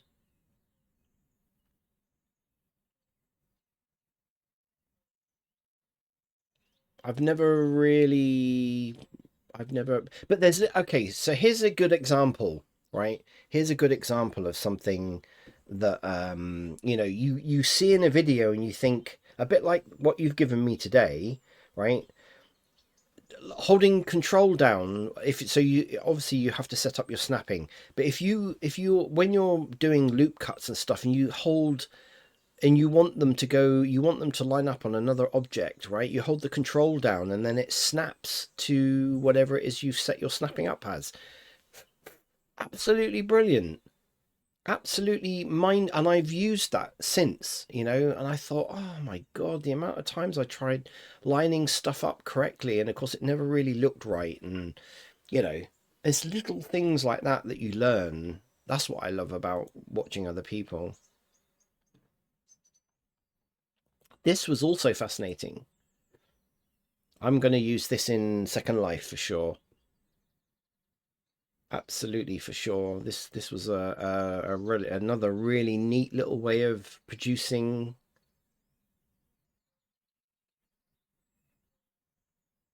a chair.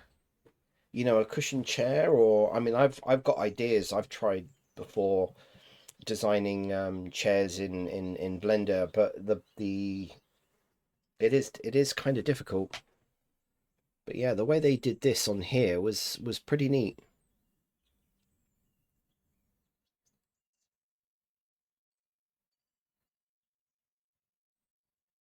Slightly slower videos, so I can probably follow it.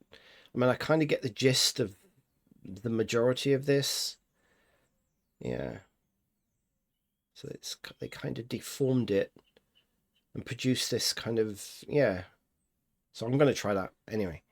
Diversifying, di diversifying. Yeah.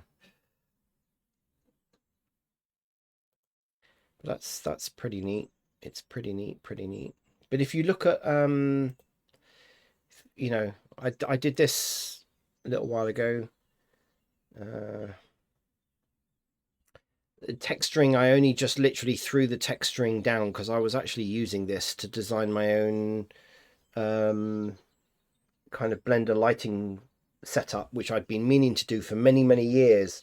Every single build, when I try to actually set something up so I can bake textures, etc., you know, having to, and this is that grunge effect, right? That grunge node thing. It works quite well. Here, like this kind of chair, I didn't design these chairs, so these are my avatars, and I actually made everything else apart from what the chairs and the table with the bits and pieces on it. I don't think I can zoom in on this, can I? No, I can't. But yeah, to design a chair like this, really nice. That's what that's the kind of thing, and this is what makes money in Second Life. This kind of thing. So if you look at the mesh of this chair, you know, these chairs here, it's actually really quite simple. What it's come down to, I think, is somebody who's done sculpting and then they're baking, you know, high res onto low res. It's actually really quite clever. This is really old stuff. I mean, you know, but you know, all of this you see here, I've designed. Again, it all had to be really low poly. And I've done again a video about this, but you know, it all came down to just how the texturing looked, and it wasn't anything that anyone could walk on either, so it was literally just for visuals, and it had to be so low poly, like literally these houses are, it's just basically, you know, cubes.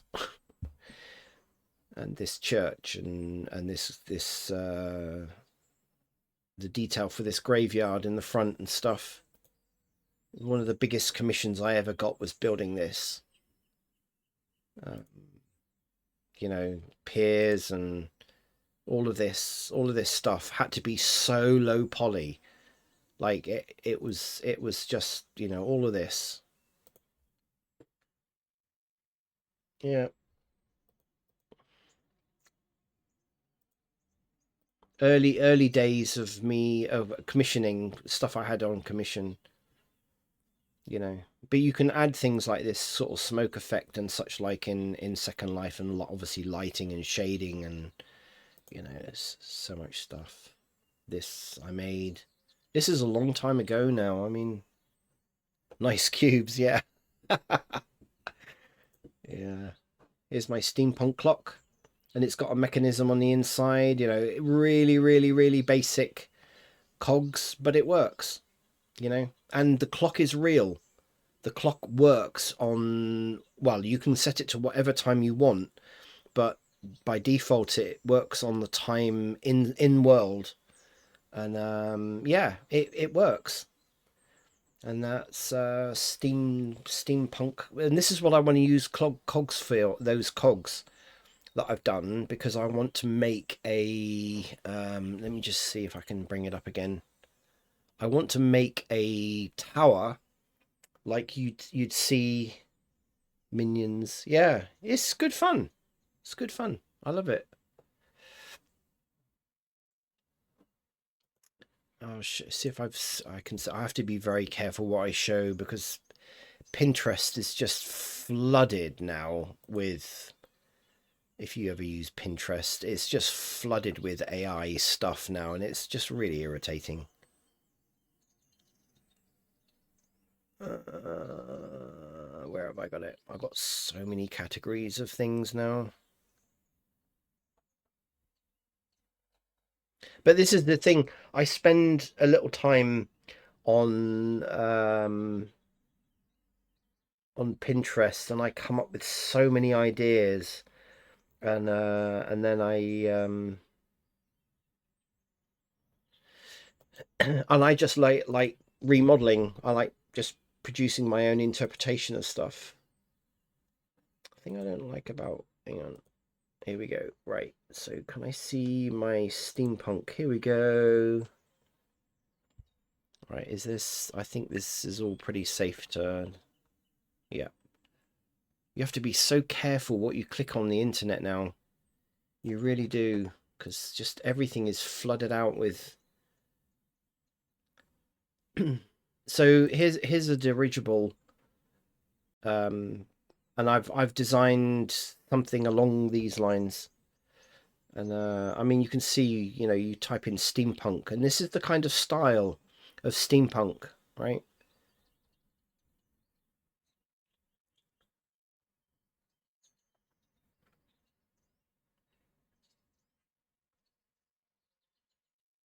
But I really do suspect now, because there's been an explosion of steampunk stuff, that I think a lot of this now is AI. I think you're absolutely right. This is AI generated. It might not be, but I suspect it is. It's a shame. But there's cogwheels and, timepieces and all sorts. They're all over the place. It's kind of the general theme of steampunk, to be honest with you. Is cogs and brass, and look, see, people design this kind of stuff.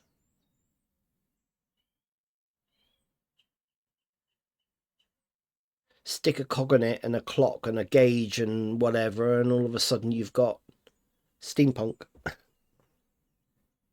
solar punk, and there's also neopunk, I think, now. And somebody else, yeah, and somebody else mentioned, oh, what was the other? Uh, there's another punk genre now that's moved on. I mean, this kind of steampunk stuff, you're looking at this being, kind of 20, 30 years ago, really. I remember going to cosplay stuff down in London, and it was all steampunk. Everything was steampunk, because it was the genre of the day. But now it's moved on, it's look at this camera even, you know. Yeah. It doesn't have to look real. It's just throw a few cogs on there. But there's just a massive explosion of this. And I just think it's all AI generated. And people just touch it up, you know. They produce the base art and then I mean there's some beautiful artwork here. I mean look at that. Is it real? As in did someone Yeah, it's about anime, absolutely.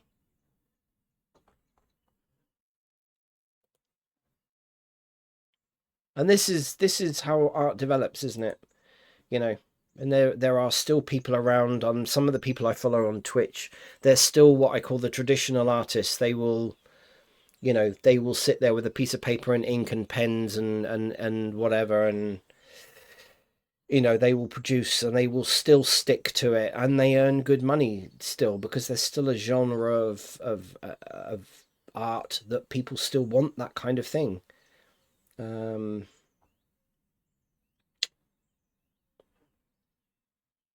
Steampunk TARDIS. See, when you look at who's producing it, it's Digital Arts Design. I don't know. Can AI do this? Does AI produce this stuff? I mean, is it going to know about?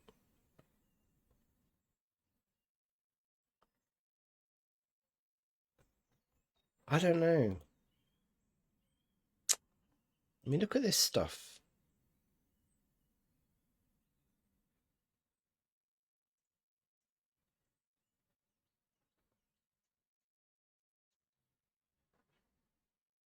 I don't know. I don't know. Is this AI?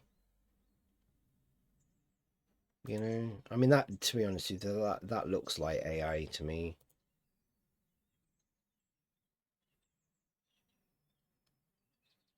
It's very clever if it is.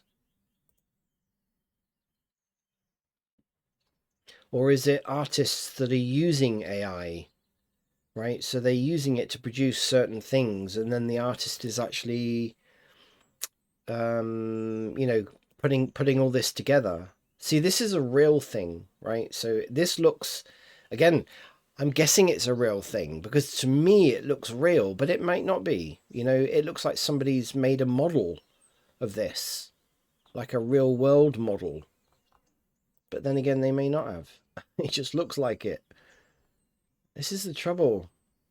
This is what I was saying earlier about the kind of the blurring between reality and AI. I think as AI gets more creative, it's going to be difficult to, look at this and think, I mean, I think that's AI, to be honest. But how long is it going to be before it gets to a point where this becomes, you know, I don't know. This is what's going to be interesting coming up over the years.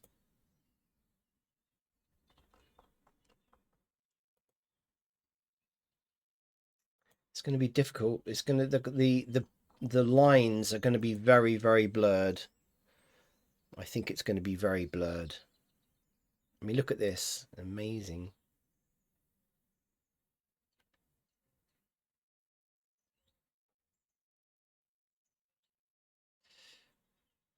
But this is the kind of thing that I was thinking, this kind of clock with some cogs that I can actually animate inside Second Life, and it will make it look quite good. This kind of thing. You can imagine that in world moving and making noises, and my clock, the clock that I designed makes a ticking sound. It actually, I've made singing bowls, a set of singing bowls that actually play the right tones for a singing bowl and things like that. It's very clever. It is very clever.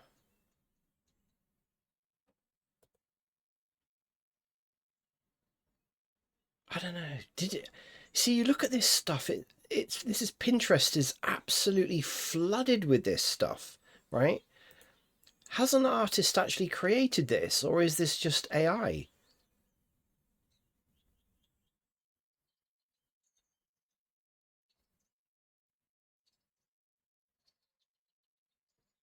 I don't know.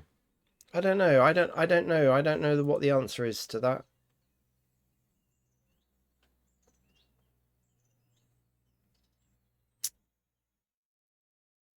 See, that's quite clever. But you see, somebody's selling that as an art on Etsy.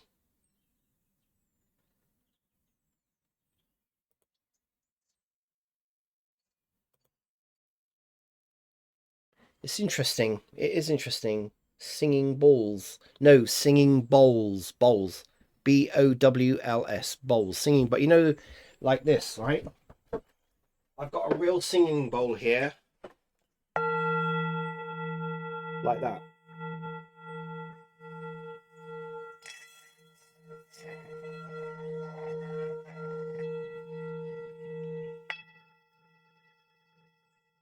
So I created a set of singing bowls in Second Life with the right tone, and then it's like on a mat, and you know, people can sit there and meditate in world, and they've got a set of crystal bowls, not crystal balls, crystal bowls. See, you know, I mean, I'm a skull person. I've got a huge amount of skulls. If you look at my Instagram, you can see all my a really small selection of skulls. But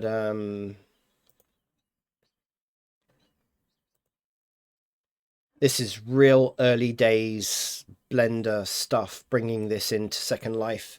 Again, it had to be so low impact, but you know, it's got a Steam thing, and it's got a Steam engine on it, and it was used to actually travel around a sim. And you know, you kind of sat on this, and this was a thing that I wanted to learn.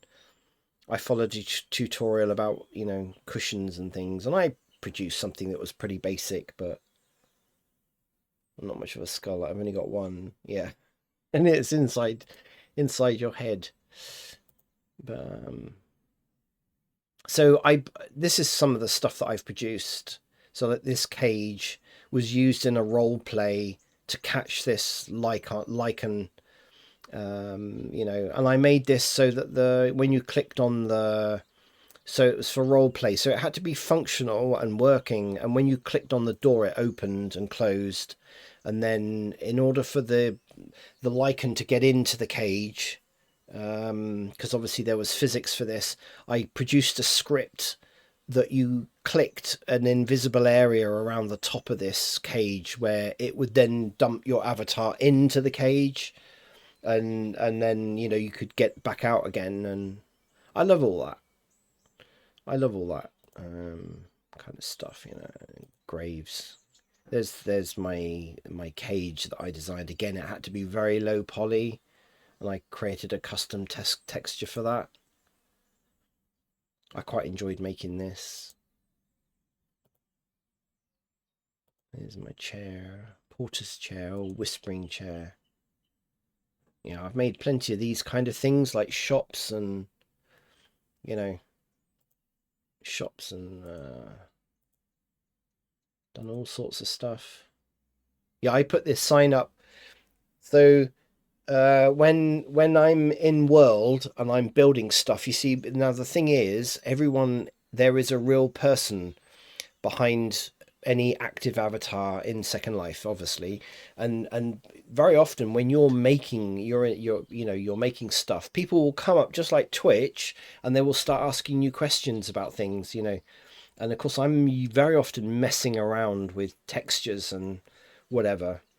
So I put this up, you know, work in progress, including bag texturing, just as a bit of a joke. But yeah, these are all just literally cube houses, very low poly, Victorian house.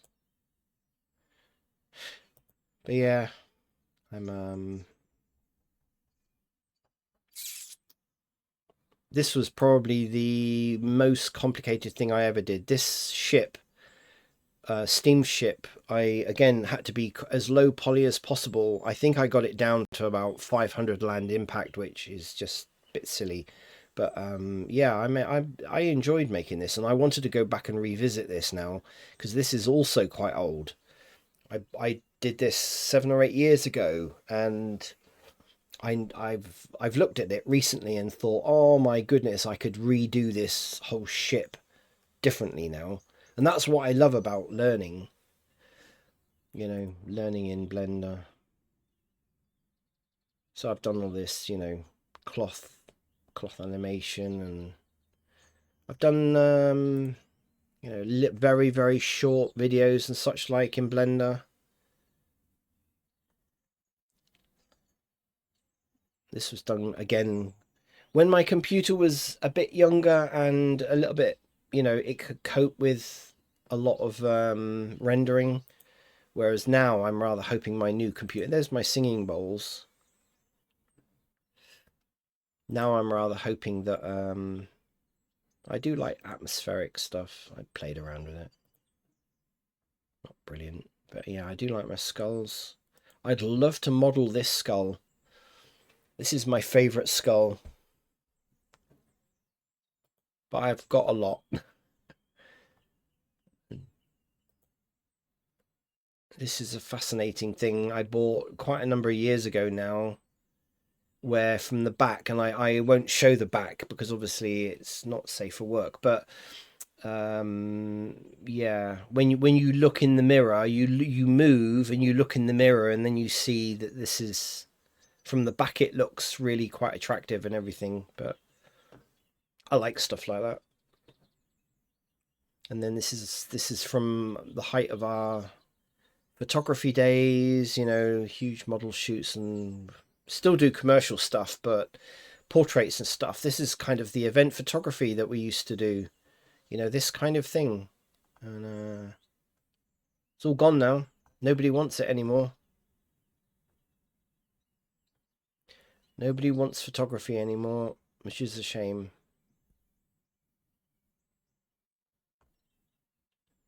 Yeah, that was another one I did. Can you do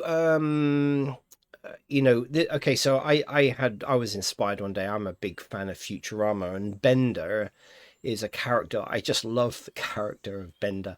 So I did this in I did Bender in Blender, but I am not very good at doing rigs, right? Because what I wanted to do, he's got bendy arms, and I wanted to make his arms bendy and pose him in several different things. And yeah, I don't know how to do that. I'm not very good at it. I know the fundamentals of it, but I'm just not very good at doing it. I haven't got the patience, to be honest. I really haven't. But anyway.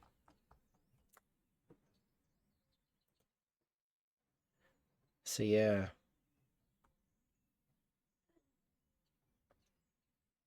See, I love this kind of thing. I guess a digital print again, so I'm guessing that's AI,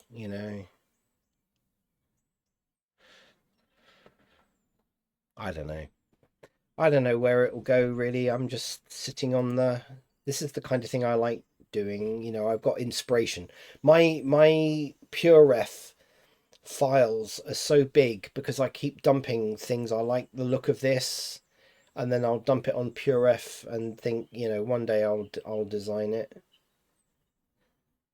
I'm certainly getting faster at building stuff now.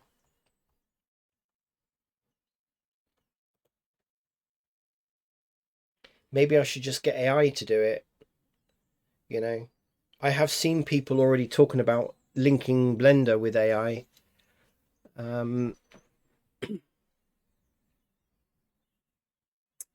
I guess that will be coming as well, where you can just say, I want a mansion, a gothic mansion, blah de blah de blah, and it will just generate something for you that you can then just go in and tidy up, I guess. I'm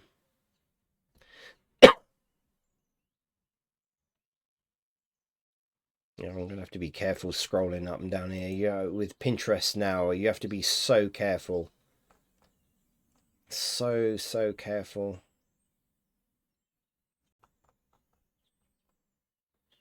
But yeah. Anyway.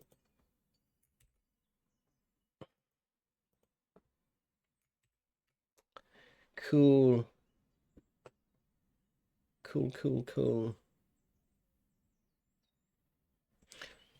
Let me just check my email a minute because I'm keeping an eye on when this stuff is going to turn up.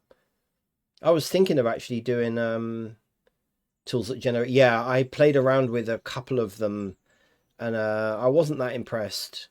I wasn't that impressed with it, to be honest. It produced pretty.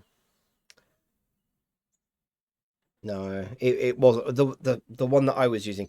There's a huge amount of AI engines out there that you have to pay for, and they claim that they're more accurate and better at doing stuff. But the free stuff, I wasn't that impressed with, to be honest. It was pretty poor quality. Let me just check my email a minute because I'm wait. Oh, okay, that's interesting.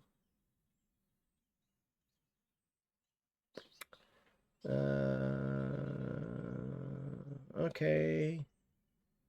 All right. Okay. So I've been given a time when it's going to be delivered. I was wondering, some people have actually streamed them building a computer. Um, I don't know whether I'll do that. I don't know whether I'll really be up to doing that.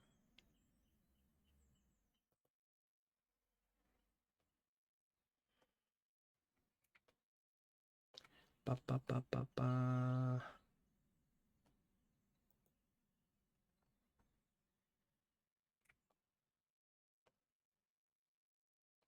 See, I know with that node on, and obviously I'm streaming. My I can see that my computer is jittery. It's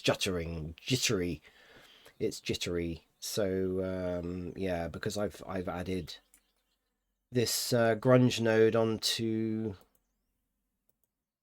things, it's like slowing it right down. So I'm going to get rid of it.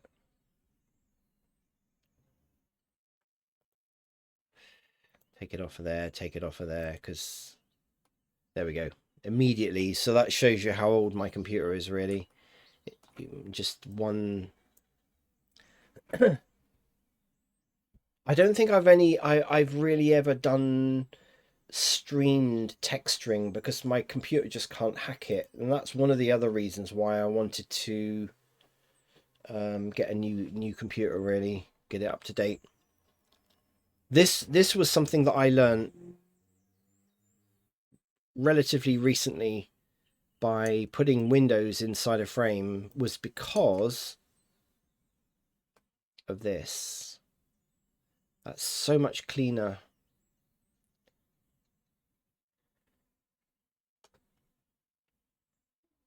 Brought the face count down massively, and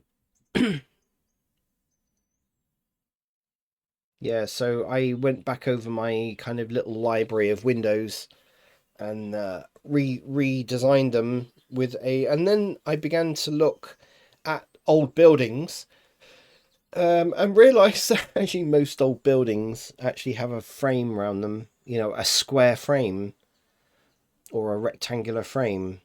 And it's funny, it's just one of those observations. Never really realized that you need to put your windows in a frame.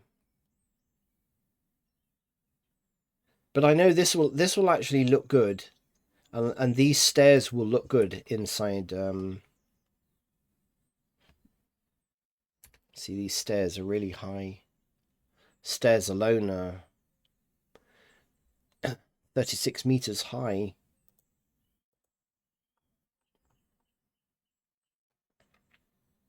And I've built the physics for this already, and it works. It works fine.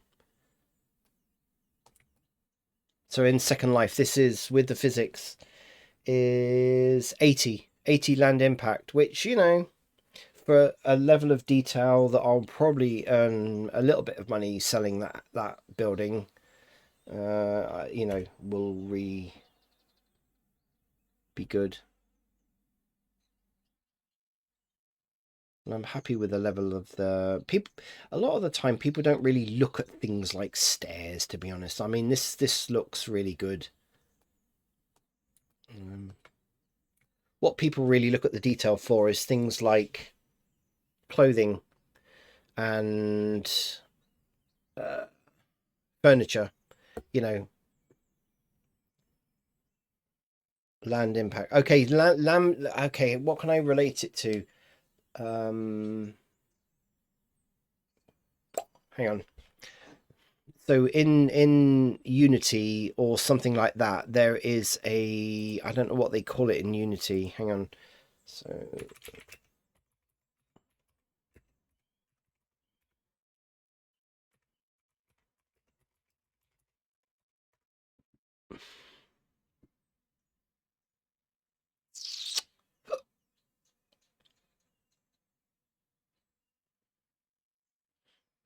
I can't remember now what they call it in things like Unity. Yeah. Yes. Lots of bobs. Bobs and clothing and hey presto. It's almost the equivalent of real life, isn't it? Who are the people that spend all the money and buy stuff? Female, you know, and the same applies in Second Life, and that's where people make the money. If you, as a male avatar, if you go and try and look for quality clothing, it's just almost non-existent. You go into a store in World, and you will see 90% of it will be female clothing, and they'll, if you're lucky, you might get 10% of it will be male clothing and accessories and shoes and whatever. You know, it's kind of the same as real life. You go into a store and you'll have floors of female clothing and female, you know, targeted products, but male targeted products will be on the absolute ground, you know, underneath the cellar, or it'll be on the top floor of a department store, and there won't be a huge amount of it. Men are different, you know. Men, we throw we throw some clothes on, and unless we happen to be driven by fashion, which I'm not, most men are practical, aren't they? Who wants to use a male avatar?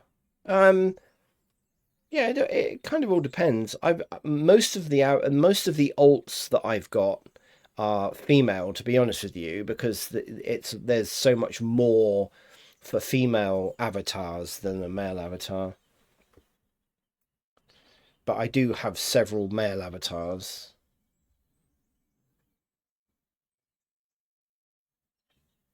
I'm trying to figure out what the equivalent is of land impact to Unity. Ah, I can't remember now what they call it. They give it a name. Mm.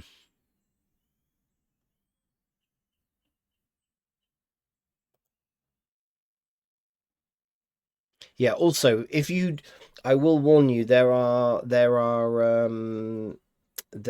adult areas in Second Life, and you know, you need to be a little bit careful about where you go, right? Because there are some pretty, just like real life, there's some pretty strong stuff in there. Yeah, I'm trying to actually find out what it is.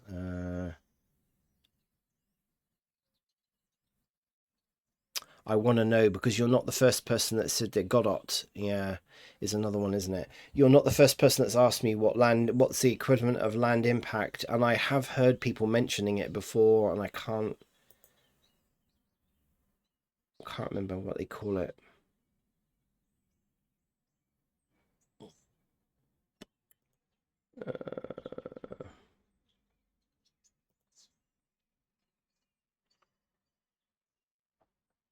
Can't remember. I'm trying to find it on. Okay, so what?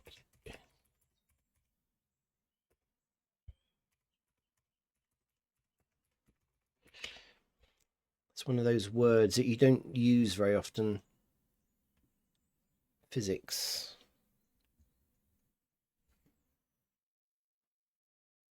It's the overhead, right? The only way I can describe it is the overhead. So typically I hear people when they're designing assets and such like for Unity, they keep talking about, you know, the impact of textures, for instance. So, you know, with a building like this, right, that I'm designing, ideally the most efficient way of doing textures would be to try and so I might have 5 or 6 textures for this, and Second Life will cope with that. It copes with up to 8 on one bit of mesh. um, but the most efficient way, even in Second Life, would be to actually create one texture with, you know, per piece of mesh. Yeah, the resources, exactly. And I can't remember what they call it in Unity. In Second Life, they call it land impact. It's the rendering. It's the impact it has on the rendering. So if you've got something with a massive land impact, the servers that are delivering that item, it just takes such an awful long time. It takes too many resources to try and render it in world. And the closer you get to that item, they have a very clever system where the further you are away from something, it breaks it down, right? Yeah, it breaks the mesh down so that, you know, it doesn't have too much impact. So if you're walking through a city, for instance, you really only want to look at maybe what's within the first 50 meters or 100 meters in detail, and anything beyond that, it breaks it down. But if you've got too many textures as well, it just cripples Second Life. And and this is the bit that I was saying earlier, that they haven't updated the overall 3D physics engine that they're using. I don't think can just cope with the amount of things that are in world at them anymore. So when you have a massive event on, like um, there's a big event called Fantasy Fair, which they have to raise money for cancer research. It's not called cancer research, but they're doing it for cancer research. And they raise a lot of money in world by producing, you know, 12 sims with shops and events and all sorts of stuff on there. But it absolutely cripples the servers, because obviously people have produced animation, really high quality, you know, things, and sometimes I think some designers just forget that that has a huge impact on performance. And you can walk around, stuff doesn't get rendered properly, especially if you've got 200 or 300 avatars in a certain area. um and it just cripples it. It doesn't make the experience very good. But that's only when they have massive when they have massive events on, and they will literally get hundreds of thousands of avatars in world, um, you know, all trying to go through about 12 sims, 12 sim servers. It's amazing. I mean, it really is amazing, but it doesn't make the experience really good.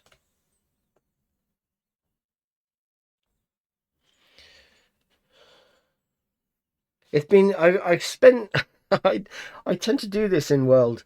I in when I'm streaming, I end up having really interesting conversations with, and I think that's actually part of Twitch. You know, again, like I come in with the intention of doing something and end up then just spending time talking, which is absolutely brilliant. Yeah, is it the server struggling or the individual users' computers? No, it's the servers. It's the servers. Um, yeah, it's not people's computers. It's the servers who are that are trying to cope with the rendering while you're in world, because you're using a special client to connect to Second Life. I'll show you. I'll show you. I can't. There are obviously. I'm not. I can go into the beta of Second Life, but this is going to cripple my computer now, to be honest, because I'm running so much stuff on it, but it should work. Let me close this down. Let me close that down.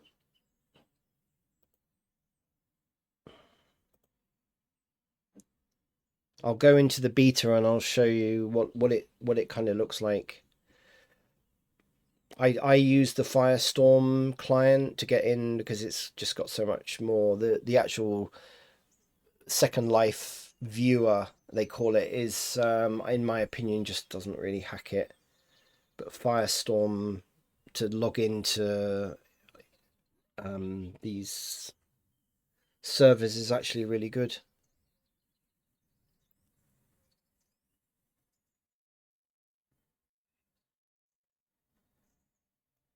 If you've got slow internet, yes, it would struggle. But generally speaking, most people's internet is not the bottleneck anymore. It used to be years ago, obviously, before we had real fast broadband, etc., etc. But now, you know, I mean, like I've got 72 megabit. That is more than enough for Second Life.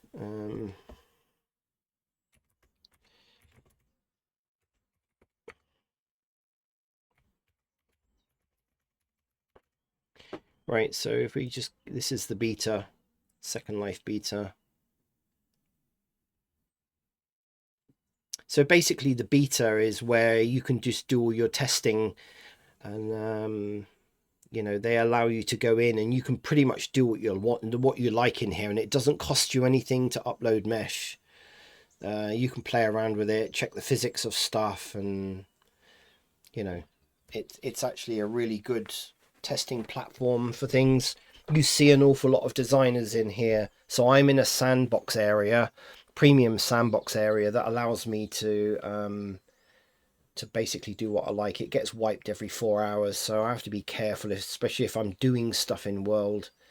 But you know, so this is basically a sandbox, and again, I have to be very careful where I'm looking. So I always tend to look out to the sea, because people are designing skins and they're designing clothes, and I will get struck off with Twitch.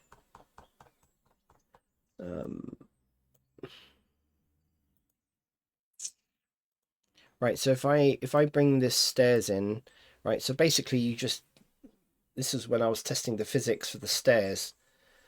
So this is my stairs that are in that building, right? You can see how big it is. There's my avatar, which is 2 meters high.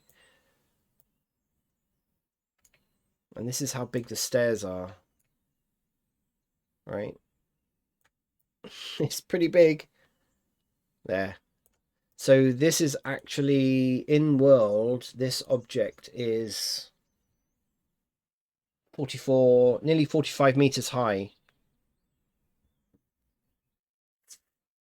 The land impact is 80. So it tells me here what the land impact is, and then it gives me what the impact is on the server.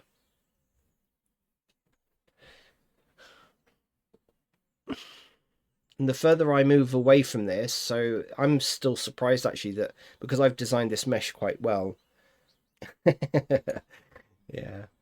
You know, when you zoom in, you like to see the detail. When you zoom out, you'll see that it starts to break up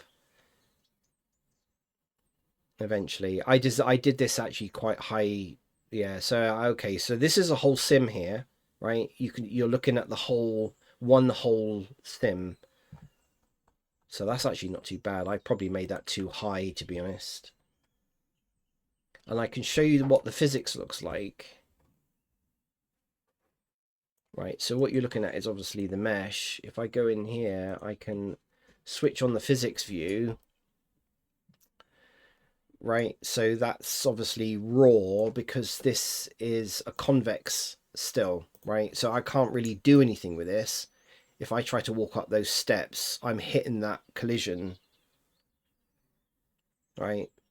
But if I turn this to prim, right, you can now see the physics that I designed for it. Okay, so now I can walk up those stairs because I did my own physics. I did a whole video on this. I did a whole thing on this. See, so I can now walk up or walk off of it. And of course, you know, I haven't got any physics to stop me from walking off of it. But I can fly.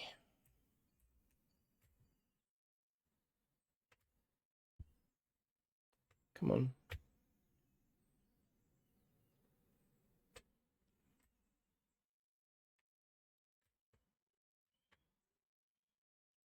There we go. So I can cheat a little bit.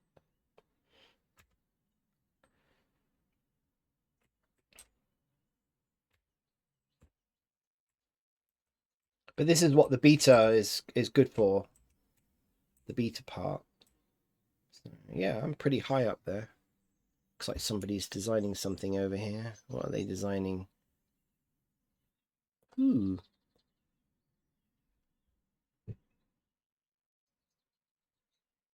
Ah, neat. Look at this. I love looking at what other people make, you know. And you can actually inspect it as well. So you see somebody's got all this, see the physics? You get the physics right, your land impact is really low. Yeah, so this guy knows what he's doing.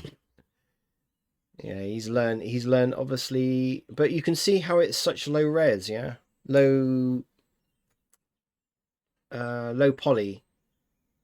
It's all pretty low poly. What the clever bit is the texturing. Yeah, this guy, whoever's done this, who's done this? Yeah, Jeff the Killer. Nice name. They're making a bar, yeah, probably. Oh, you'll be amazed. You go in world, you'll be absolutely amazed at what people make. This is interesting. It's like a pot with a... Really? I don't know quite what that is. That's interesting. Okay. It's quite clever. Yeah, I love seeing what other people do. And when you, like I said, when you're in world and you're making things, you know, somebody will come up to you and start asking you questions about stuff, you know. And of course in this beta, I very often I give people copies of my stuff so they can play around with it and do what they like with it because they can't sell it or anything. And but yeah, this is my male avatar. This is actually a very old version, to be honest. I made the glasses. You know, you find that you can't get stuff. You just make it, and then you can attach it to your avatar and make what you like. It's all very clever. It's quite good. Actually, okay, so I can hear my computer struggling a little bit. I'm guessing that now everything is running at... Yeah, my CPU is kind of flatlining a bit. Well, my graphics card, you know, is old. 1650, and it's not doing too bad. It's not doing too bad. I mean, yeah, this is what I'm hoping to looking very edgy. Yeah, well, I used to do a huge amount of role play, massive amount of role play. So yeah, the role play was steampunk, neo-Victorian style, and it did used to get pretty dark, to be honest with you. And somebody was in here on my chat during the week, and he was also Second Life, and he was telling me about some of the stuff that, you know, he used to do role play, and he yeah, that was really real quite deep stuff.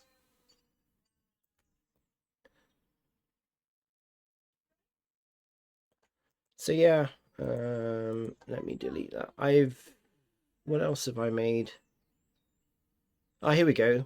So here's what I'm kind of making at the moment. This was an early version of it. Let's see, Resident in world and see. There we go. That gives you an idea of the size of it. Yeah, let me move my character out of the way a bit. There we go. Right, so if I walk around to where the steps are, you'll get an idea of...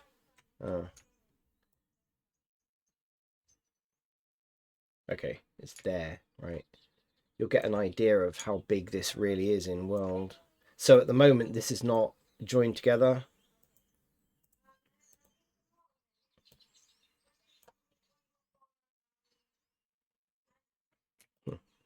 There we go. Now I can move it. There we go. Right. So you get an idea of how big. Yeah. Oh, you can role play anything in Second Life. You can, and there's even somebody's actually even designed a whole, you know, the Sims, you know, but it's actually, he gave me the name of it. It's called BU. They call it BU in Second Life, and it's basically Sims but in Second Life version. But if you look at the physics of this, I mean, it's I did the physics for the steps. That's my physics. But for the building and everything, you won't be able to walk in there at the moment. You can't. It's just blocked. I haven't done any physics on this at all. But it give you an idea of the scale. No, I can't even walk up there. I think the physics is all wrong, isn't it? Yeah, physics is still convex hull, so I can't do anything with that. No, that's not my physics. That's just what Second Life has determined the physics to be. But I can actually walk on this. But if you look at how big my avatar is compared to the door, right? So you kind of need it if you want it to be, if you like, this is going to be a building that somebody will have and they'll probably live in it, you know, live in it in inverted commas, and then like they want to be able to put their furniture and all that kind of stuff in there, and walk up it, you know. So you can kind of see the scale, right? If I come right out, see how things are breaking down, see how they're collapsing. The further I move away from it, that's how the servers cope with land impact and detail. And I've got no textures on this or anything at the moment.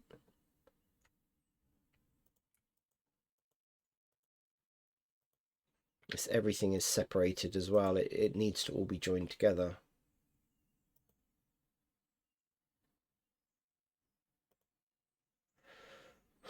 So at the moment, this building is 88 meters high.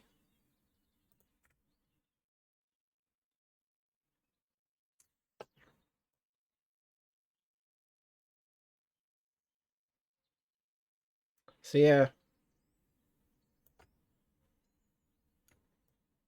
See, even I'm not that far away and it's already breaking up, look. It starts to collapse the mesh. That's what land impact does. If I look at the land impact of that window, it's only 1.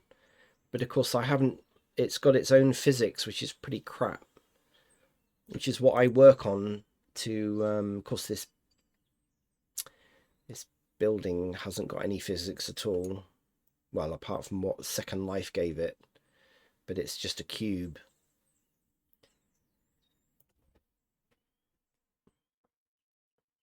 Yeah.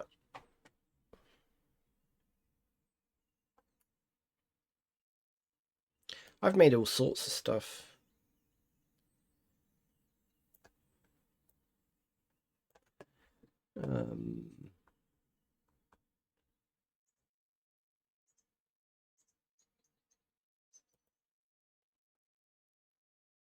Yeah, I've got everything. I made the video about Second Life physics. I made that in here.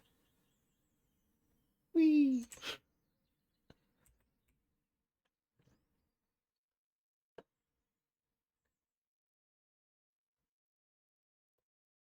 Here's something that actually quite a few people have bought this now.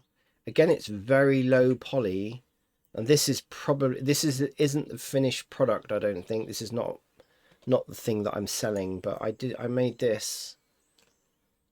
So it's like a Gothic castle type thing. Simple, straightforward. Land impact is actually very low, really. It's 78. Yeah, it is actually prim. But this is the kind of stuff I enjoy making. This is what texturing is pretty crap on it, but it doesn't need to be because it's just it literally is. I got asked to make this as a role play. So it was basically a group of people that were role playing. They were role playing kind of like a fairy tale dragons thing. So this didn't need to be. It just needed to be resed for them to do the role play. And it's pretty simple, really, but it works, and it got the job done, and they were over the moon with it. So, you know,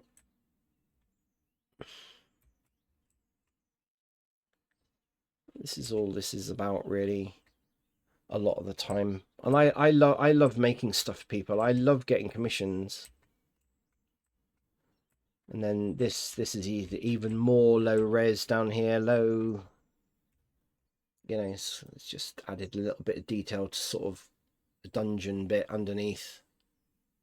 But can you see the size of the scale? This would not work if I made this building smaller, because all that would happen is I would be moving around in here and I wouldn't actually be able to see anything. So hence everything has to be kind of oversized to make it look realistic.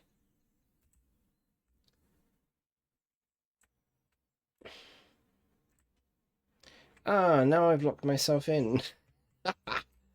Hang on. There.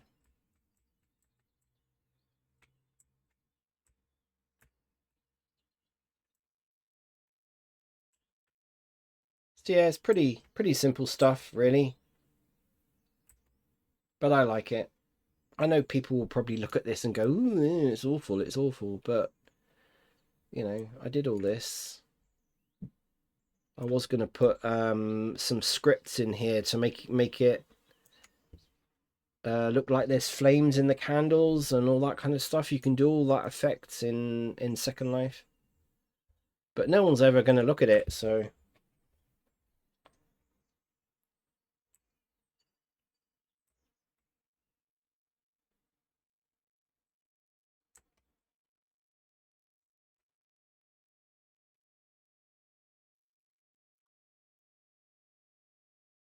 I'm happy that what I did exceeded people's expectations.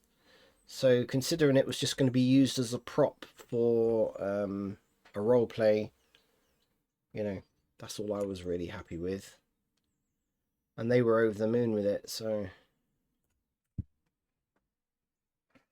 it'll probably get one used a few times and then, they'll move on to something else.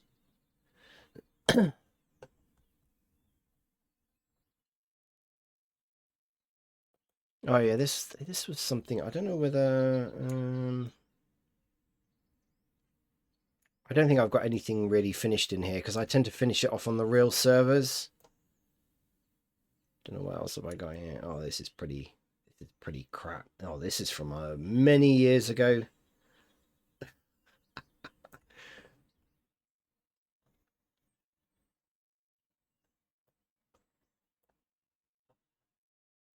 Okay. Yeah, I've deleted a lot of stuff, to be honest with you. From I think I stuck it in an archive folder because here we go, archive. I mean, I've just got all sorts of stuff.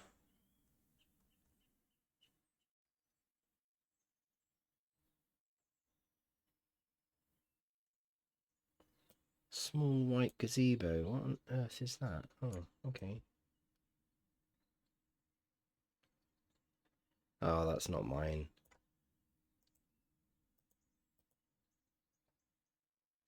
Oh, this was something that I was working on, actually, which I've now again I've gone back and read. Oh my god, this brings me back memories.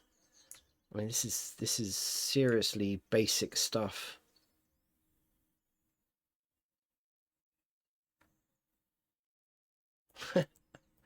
This brings back memories. Wow.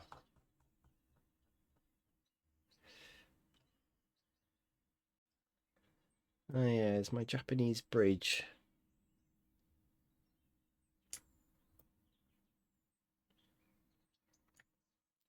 No texturing or anything on it. I don't think there's any physics with that either.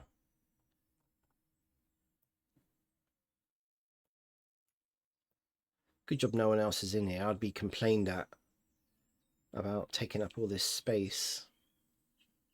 But it's Sunday, so I don't suppose a lot of people are probably not in. I finished this church actually, and I was really happy with the effect. And it got used in back in my day. When I was young, when I was a lad.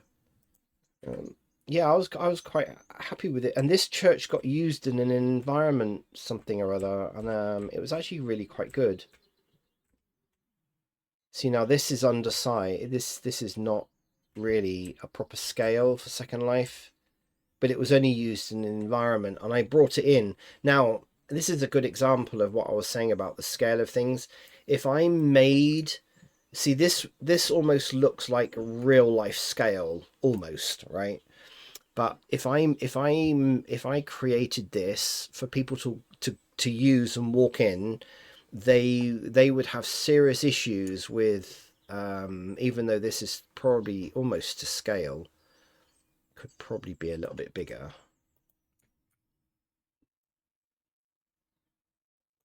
But yeah, if you make, there's no physics with this, so I can't actually walk into it, but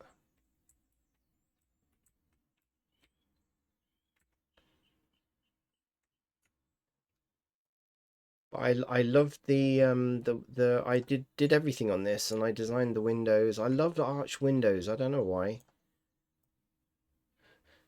I love that kind of gothic. I think I'm a reincarnation from medieval days, I think, or a reincarnation from that period, because I have got a real affinity with cogs. My goodness, I've designed so many cogs. There's a cog.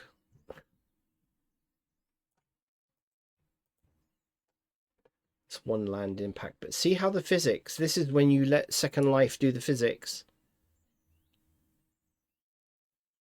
It sort of reduces everything to a cube.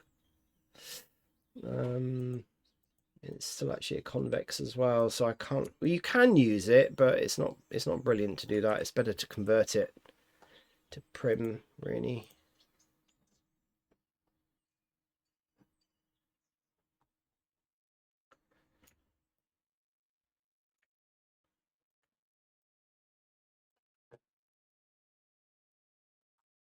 What else? Oh, here's a dirigible. What's this one then? Oh, yeah, okay. This was a big one I made. Yeah, that was the beginnings of one of the really big ones, like balloon, steampunk kind of balloon thing.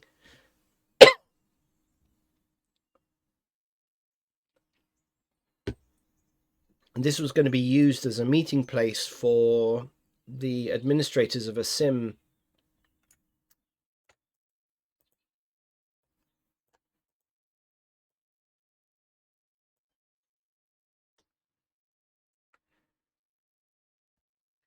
Yeah, I've done all sorts of stuff. Ooh, somebody's building something. That's on a different sim though. Let's see if I can zoom over there. No, it won't let me zoom over there. There's always a way. No. No, I can't get over there. I'll have to actually move into that sim to view it. It looks like somebody's doing a massive building over there. Alright, won't let me go over. Ooh, might be able to. See how it's broken up? Oh, I'm going to have to be careful because there's people here and I don't know what they're doing. But you see how it breaks up, right? From a further distance, but you want to design it so that, oh, somebody else likes designing churches and Gothic buildings. Cool.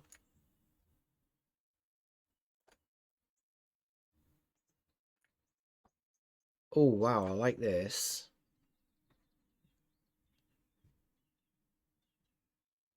Wow, that is a lot of detail.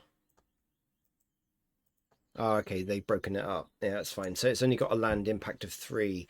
So this is, again, clever physics. I bet you he's made the physics so small on this because obviously it actually I don't think he's converted this to prim yet. No. Like it.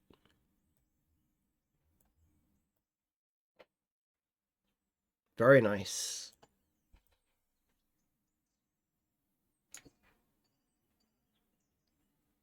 Yeah, I've made the arches like this before as well. In fact, do you know what? That actually looks very, very similar to the we've watched the same tutorial. We have watched the same tutorial. Isn't that interesting? Because I've done very, very, very similar arches. If I go back,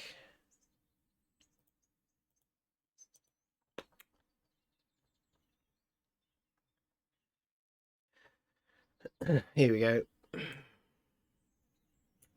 Oh no, not that.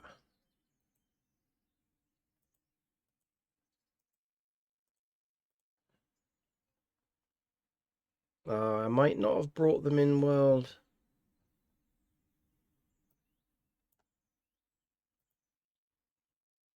I don't want to. I don't want to do stuff. I mean, I get sidetracked with all this, and I don't know whether it ends up being really boring for people to watch. Oh, there was something that I got inspired. Laputa from.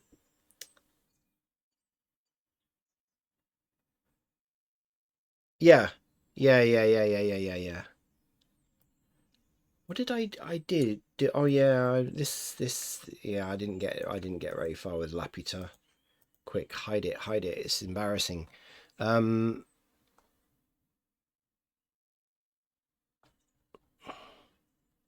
my goodness, we are going back a long time now with some of this stuff. It's interesting though to bring it out. You know, you kind of res it and then think, wow. Um,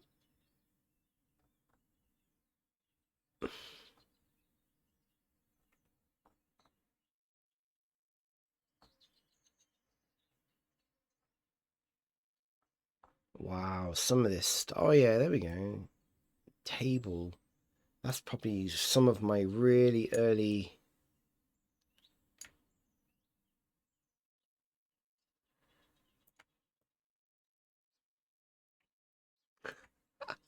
I think that this a lot of this stuff came over. Yeah. Yeah, I get sidetracked. So if I come out of there, what will happen is they return it all back into my inventory again.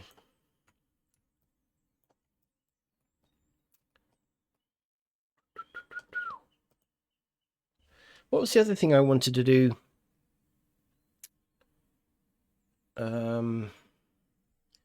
My new computer is going to be, or computer parts are going to be turning up soon. Can't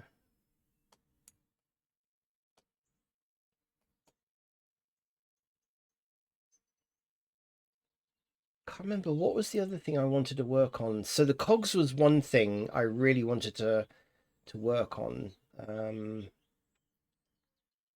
Oh, this was something that I learned the other day.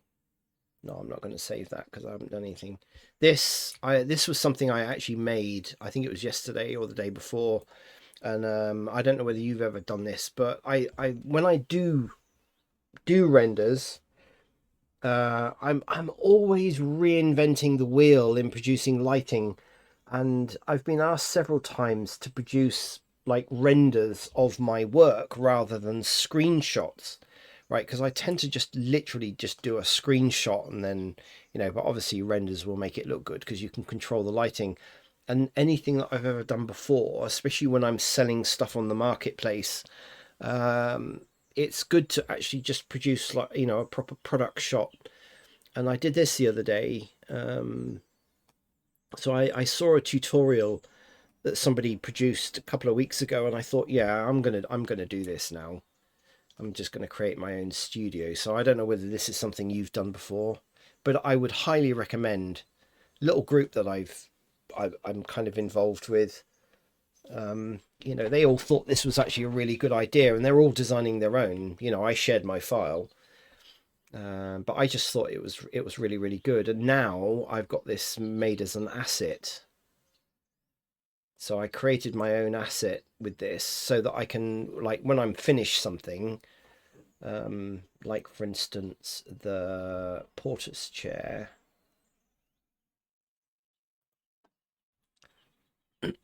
With this, I was able to actually produce a really nice render of this.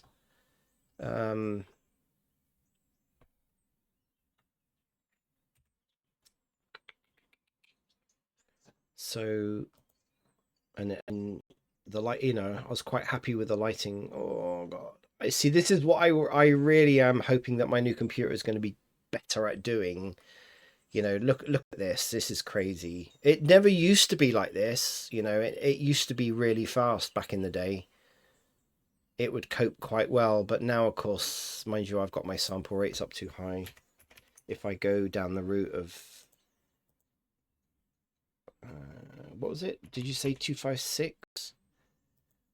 128, 256 might be okay. Yeah, I mean that, but I'm hoping when I get my new computer.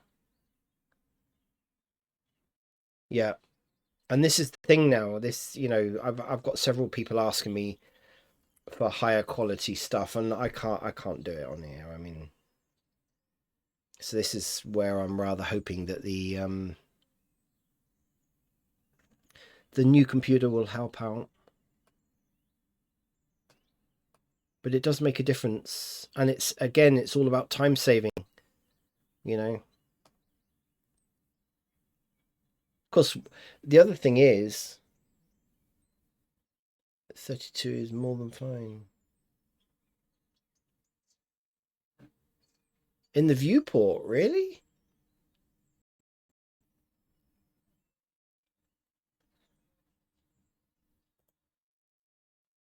You reckon 32? Wow, I didn't realize you could go down that low.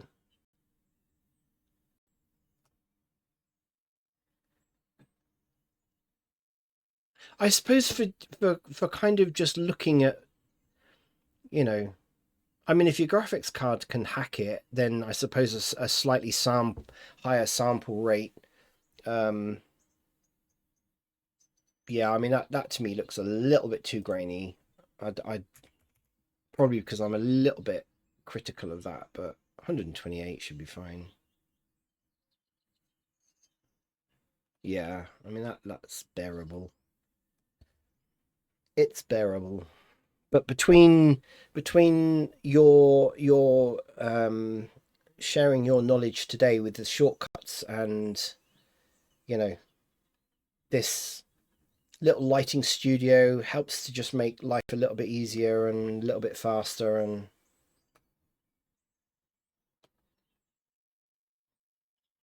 what was I can't remember what I again, this texture is not really what I wanted on here. It's not the texture I need to finish this chair off.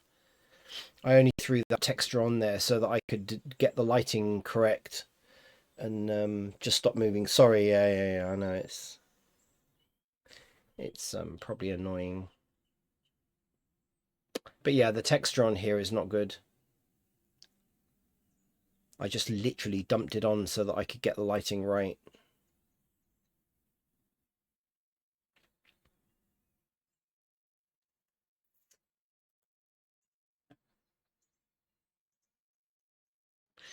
Um,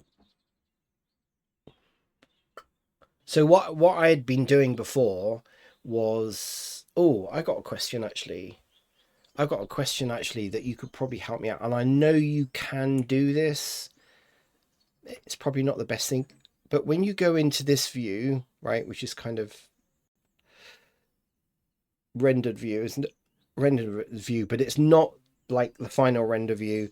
What I would do is I would take a screenshot. How do you get rid of the lighting out of the shot, but you still want the effect of the lighting.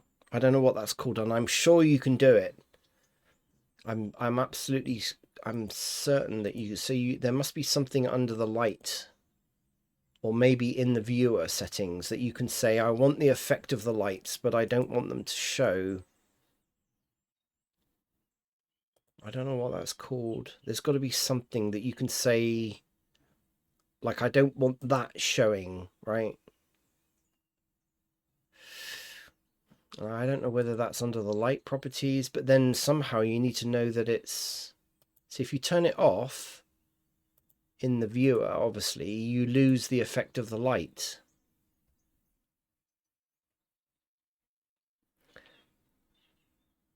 On the left of the view modes, the two... On the left of the view mode... Oh, here you mean? No.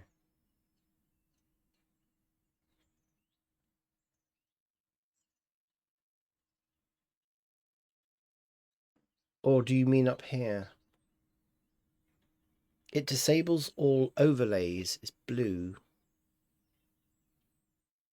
Oh, is that what it is? Overlays.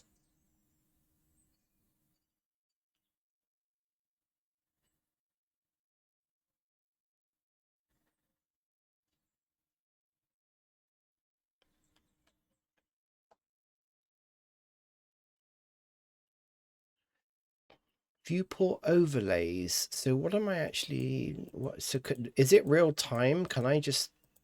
No, no. Oh, okay. What? That's what that is?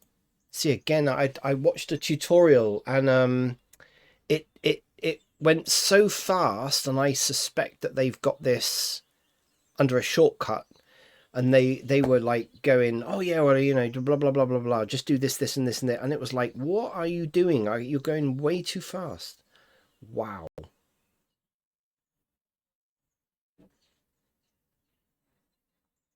Oh, that's neat. Okay, so it's overlays. That's where that is.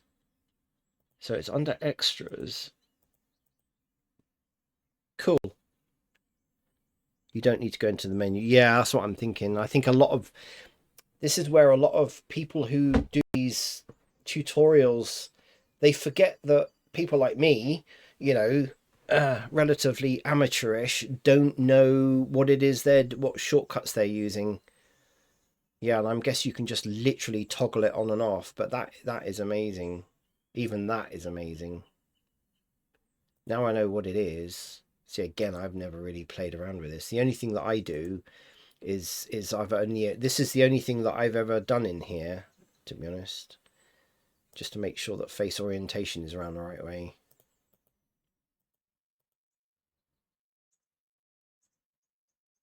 Overlays. Brilliant. No, it still didn't put that text on the new line. I'm going to have to figure out how they do that. How they put text, not the arrow. It toggles everything. Lights, axis, the grid, not the arrow, the circles. Yeah.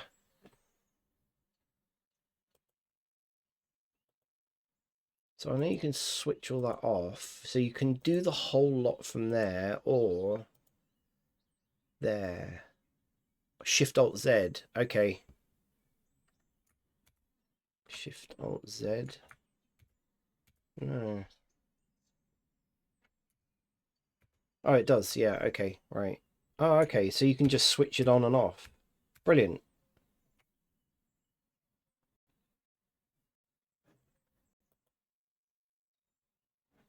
So it does it in that view as well. Oh my God, that's amazing. Shift Alt Z. You should teach this kind of thing is what a lot of people. So Shift plus Alt plus Z. So hides.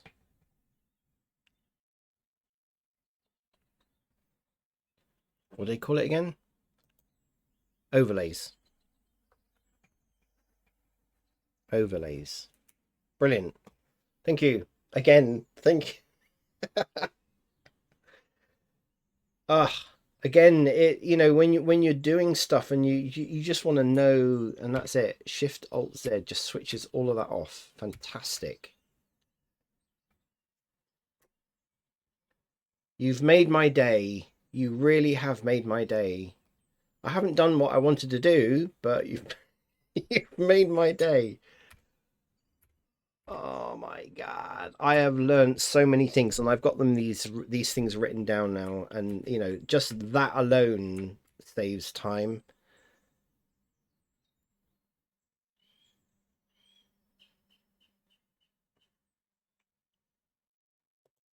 Brilliant. Brilliant, brilliant. Your English is fine. Do the thing now. What thing? Oh, what I originally came in to do. Yeah. I might have to do it later on, to be honest with you, because my computer stuff is coming up. So I might actually I will actually probably stream later on, or whatever it is I wanted to do. I know. Well, what I wanted to do was actually work on the texturing for the this building.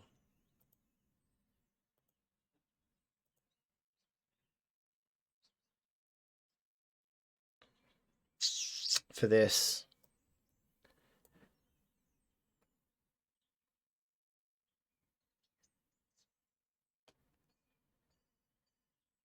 The problem being, I don't think my computer in its current state. This is why I needed a new computer, because I think if I started doing texturing now, it's going to cripple my computer at the end of the day. My computer at the moment cannot handle this. It just really can't handle it. And it's so really that's really good. I really enjoyed streaming though today, because I've met you. You've come into my stream, and I know you probably wanted to wanted me to watch doing something, but you've taught actually so much, and you've made my life easier, and that means an awful lot to me. That really does mean an awful lot, and that to me is what Twitch community is about. So I really hope that maybe if you can follow, and if I happen to be streaming at a time that you're online, like, really do come back in, and I will try and focus when I get my new computer up and running. It will be one of the first things that I will be doing. Will be to to get this thing textured, because I really want to finish this project now. I've got such a backlog of stuff that I want to do, and mentally, I said mentioned this in the I think the last couple of streams. I need to get to a point where I stop dropping product projects. Yeah, I need to be motivated to finish a project and get on and do it, and my computer at the moment is not allowing me to do that, and so it's frustrating me that I can't stream and do what I want to do at the same time. So I tend to end up doing a lot of stuff offline, because the streaming thing takes too many resources. But yeah, if you can, if you want to, by all means, I may be streaming later on today. I will probably be streaming tomorrow as well. I'm trying to at least get affiliate if I can. It's taken me 4 years. I mean, I stopped streaming for probably a year and a half, because I got very despondent about. I had some pretty odd people come into my streams all the time, and yeah, it was a bit disheartening, really. But I found actually now that people are actually coming into the streams, and I just really thoroughly enjoy it. I really do. I'm trying to get affiliates so that I can move on with my channel, really. So the new computer is going to help for sure. It's going to really help.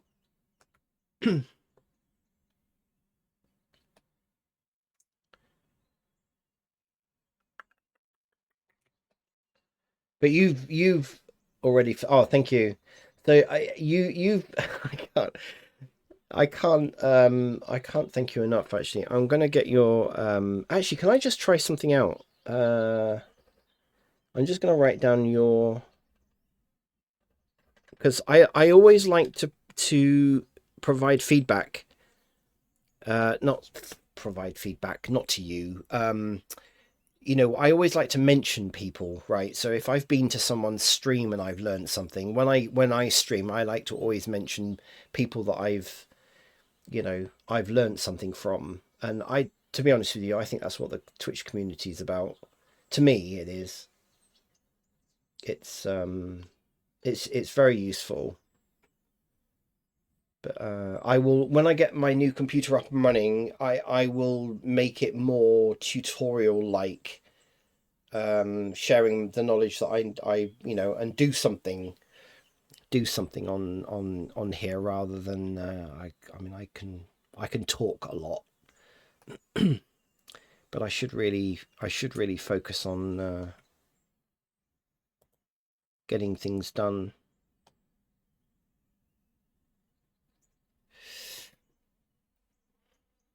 So thank you very much. I appreciate it. I really appreciate it.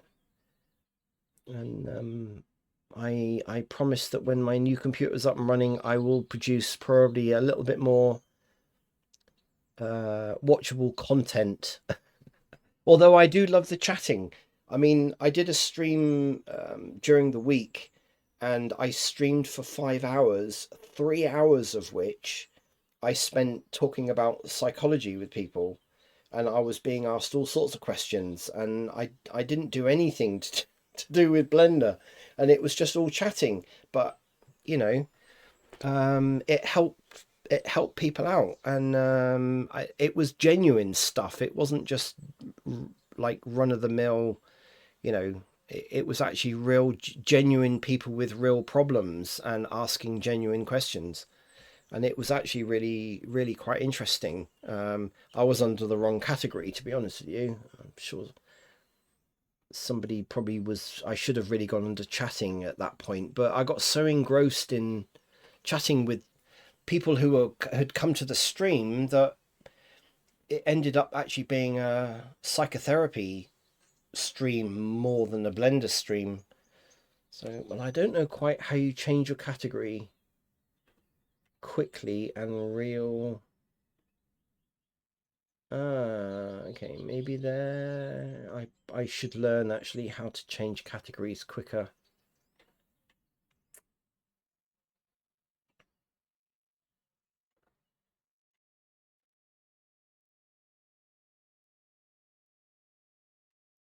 So yeah, Morny Stark. Well, thank you very much for being here and teaching me some stuff. I've really learned, and keeping company, as it were. So, little helper. Hi. Hi, hi, hi.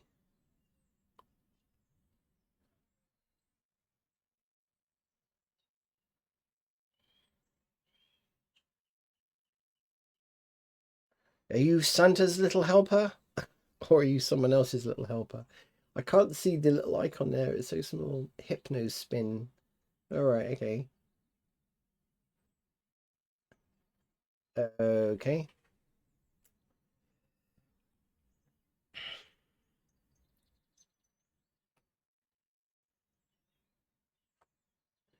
I don't think I've got anything really small.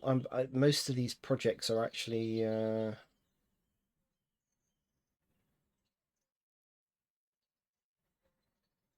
Where are my arches? Oh, here we go. I love arches actually. So I've done not another, not another little helper. Not another. What do you mean? What do you mean? Not another. Hypno weird. Not another.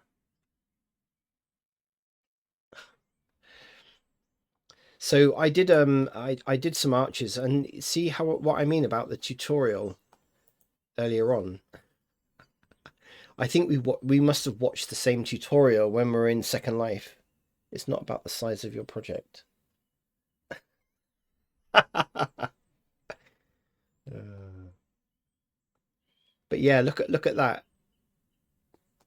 So we were looking at that other that sort of Gothic building, and this looks very similar. And I got a feeling I know who they watched. So many people are you Santas? Oh right, okay, yeah, because it's obviously a thing. Santa's Little Helper comes from Simpsons, isn't it? Because Bart's dog was called Santa's Little Helper. So, so I think that's why everyone will look at your name, your Twitch name, and say that because it always reminds them of the very early days of Simpsons. So yeah, this is actually really clean compared to the first time I ever did this. And I followed someone else's tutorial, and my goodness, what this other person was doing was just mind blowing. I mean, and he was also quite a good teacher. And but yeah, it was actually really nice. When I first did this, oh my goodness, it was really bad mesh. It wasn't very clean at all. But this has turned out all right, and I'm using those keys that you gave me, the shortcut keys, Shift Z. I will use that a lot, you see, and then that will stay with me. But I've also made pillars. I will do pillars on this, and then I created also another atmospheric. I don't know whether I'm going to be able to find it, to be honest.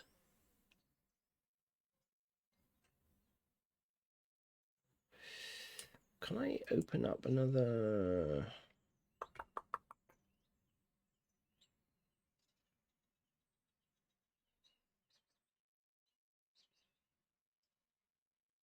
Yeah, this is a project from a long time ago. Anywho, picked Blender up again a month ago and been keeping busy. Yeah, I've done that before. I've been down that route before where, and I tell you why I give up a lot of the time. I tell you why I give up, and it's because I watch tutorials and I get frustrated because I can't follow them because they leave things out. You know, this was an interesting this was actually a role play item. And if I show the oh yeah, look, you can tell this was done in Blender version 2. Look at the menus. My menus are all over the place.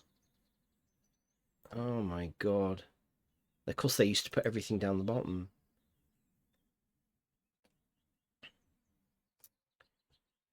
Damn, there's no lighting in this. Okay, can I... God, the menus were really bad for the early versions of Blender. Can I bring in... Oh yeah, there we go. If I bring in my nice little studio... Cool.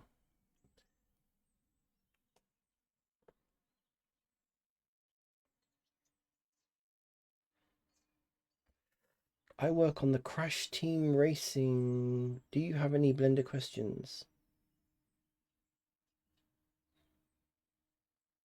I've got loads of Blender questions, but yeah. I work on a Crash Team Racing decomp project as a track builder. Really? And a bunch of other hats. Cool.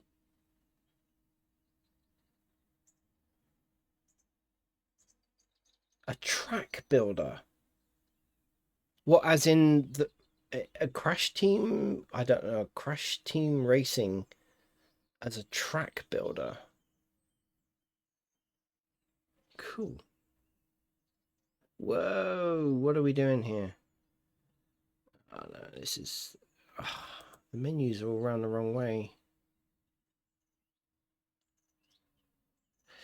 Yeah, I thought I could actually show you this, but this was a neat little project.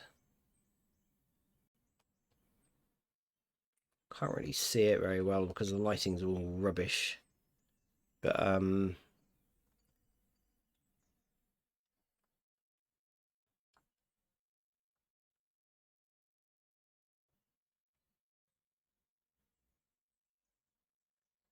yeah, I understand that. I've got my default is that, but this is a file I've opened up from a long time ago. I mean, this file's probably 15 odd years old, so yeah, it's the menus are all rubbish.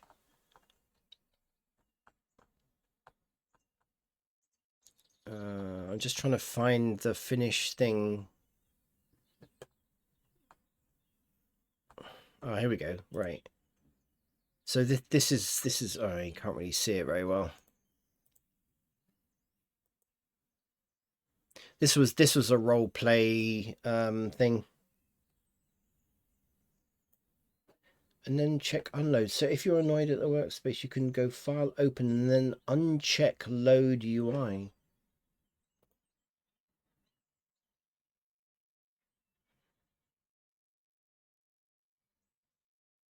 Hmm? Open. Oh, I see. Right.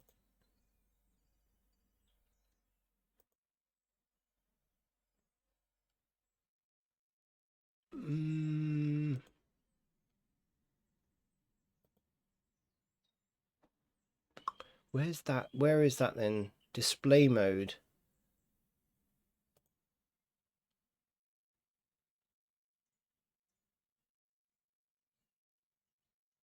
Then uncheck load UI. I don't know where that is. Is that in here? Oh, okay. Oh, does that then load your normal? No, okay, it doesn't. It doesn't matter. I mean, I'm not going into this. I'm not going to be using this. I just opened it up as an example.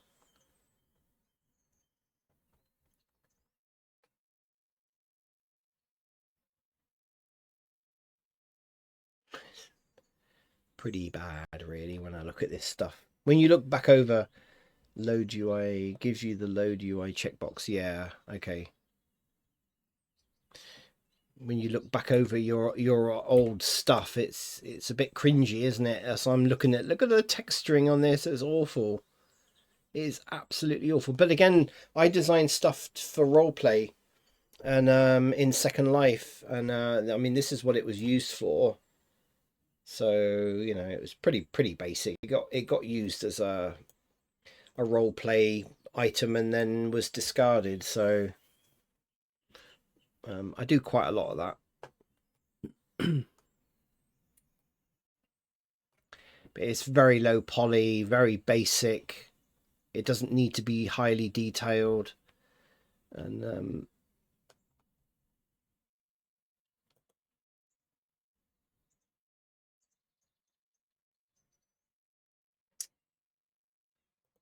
okay.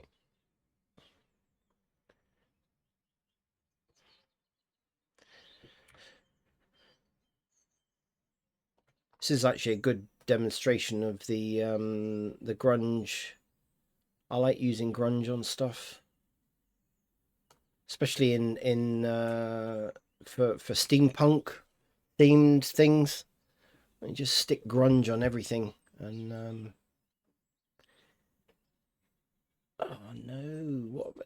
Oh, is that okay? So that load UI thing is oh okay. Oh no, what has that done? It's like screwed up my.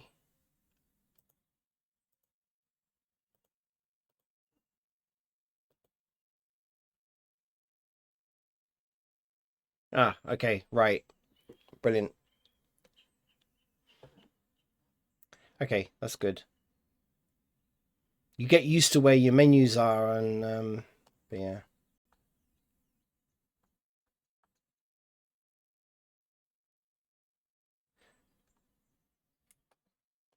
I think, okay, so I've now lost my assets thing. Where is that gone? Oh no, what have I done? What have I done? Okay, so it's back there. So if I open up the Roman pillar again,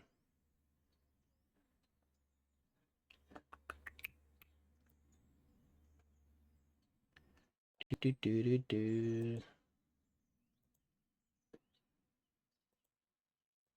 Okay, okay.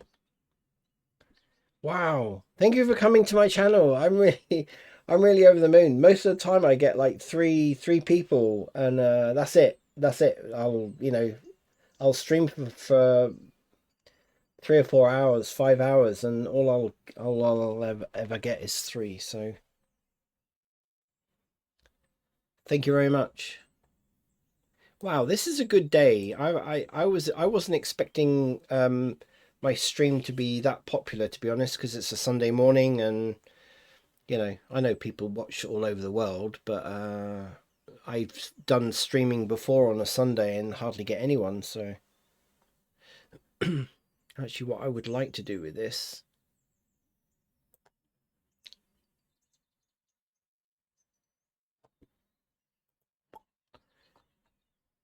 I've got that in here now. What I could do is create a texture.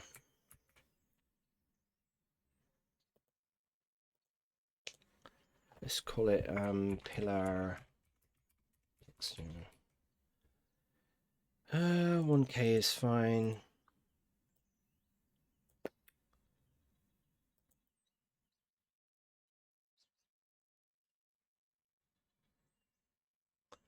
Actually, I'm not that bothered with the UV map for that. That's fine. Right, so let's see how this is going to pan out. Is my UV okay? Yeah, because I played around with this and that's absolutely fine. I couldn't get the pillar UV to work very well, so I kind of did it manually. That's going to screw up though, isn't it? Because we've got this overlaid. I do hate it when Blender does this.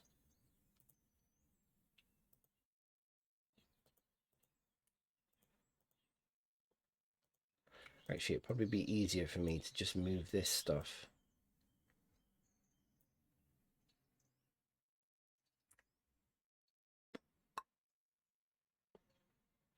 Let's just move that there. Actually, rotate 90. Let's just bring that down here 1 minute. And then grab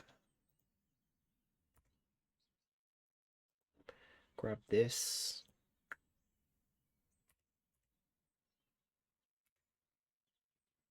Let's just move you over there. Right. I'm gonna try. Now you're gonna see. For anyone else new that's just come in, I'm actually in the process of building a new computer, and I'm waiting for the parts to turn up, and they should actually be here within kind of the next hour. And I will be building my new computer. And I don't know whether I'm going to be able to do any. We need that. We need that. What am I on? Cycles. My GPU. Let's see whether my computer crashes. It never really crashed when I baked a texture, but it'll be seriously slow. Let's see if it does it. Yeah, okay, it is doing it. I generally don't bake textures when I'm streaming because my computer is old, and the GPU is like, it's a bit of a joke by today's standards, really. But back in the day, it was all right. It was kind of new when I got it.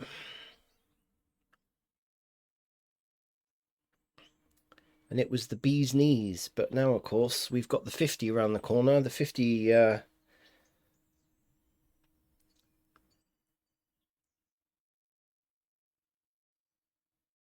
RTX 50s coming out, and yeah, it will be very interesting to see people working in Blender with a 50 card, because I mean, I think the 40s are fine, but still stupidly expensive. But they'll drop, I think, once the 50s come out. Yeah, I can hear my computer is really struggling now. Yeah, that's what I'm thinking. It's probably jittering stuff a bit. Not really a good idea.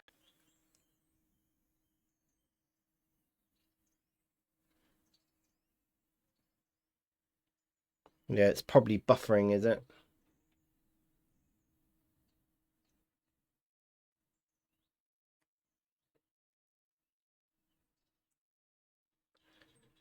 Yeah.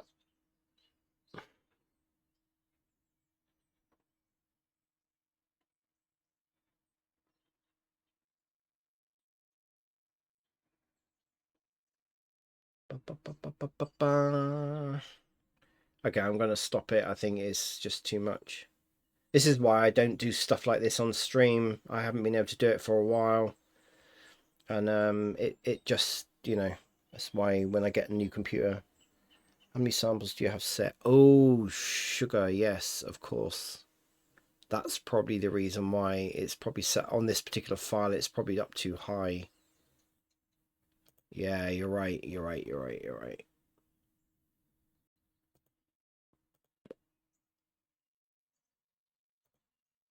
Yeah, I got it way up too high. Oh my God. Right. Thank you.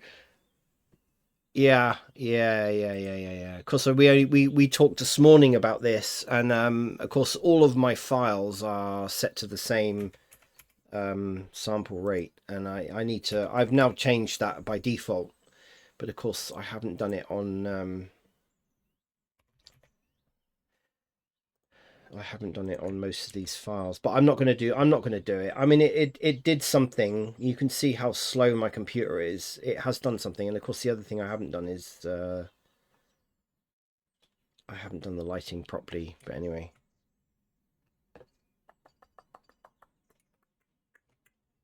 Yeah, so I'll save that and do that another time.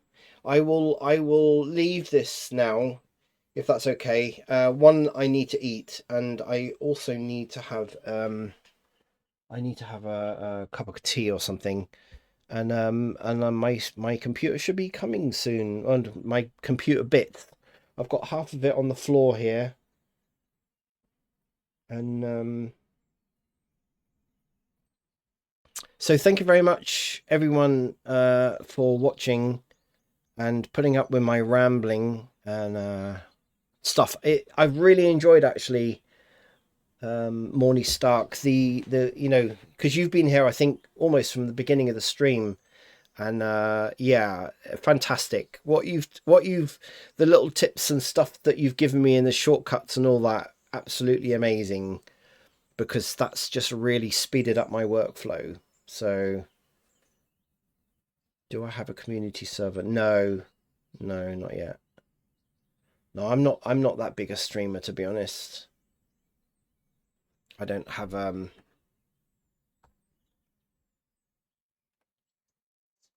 I have dreams of having stuff like that, but yeah, not at the moment. Do you mean Discord?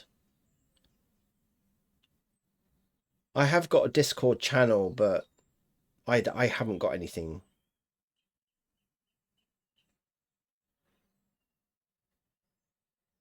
Well, thanks anyway. Thanks. I mean, you know, sometimes we as humans, we always seem to think that big things have to make a difference to people, and it's not. It's the small things that make a difference. And yeah, it is always the small stuff, because it's the small stuff, even in real life, you know, people's lives and things. It's nearly always the small things that make the biggest impact and the biggest difference. And I appreciate it. you know. And I have actually quite a lot of people look at my videos, more so on my videos on YouTube.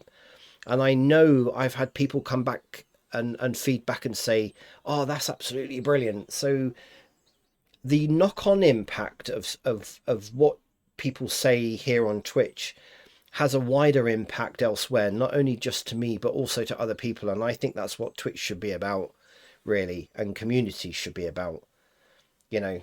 And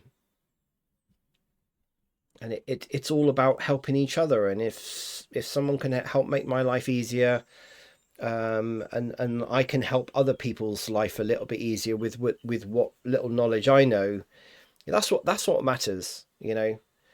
And I like, I mean, I like stuff on Discord as well. I nearly always join people's Discord because, again, people like sharing things, and you look at it and you think, wow, that's a really neat little idea. And all of a sudden I can now model faster, quicker, bit more efficiently.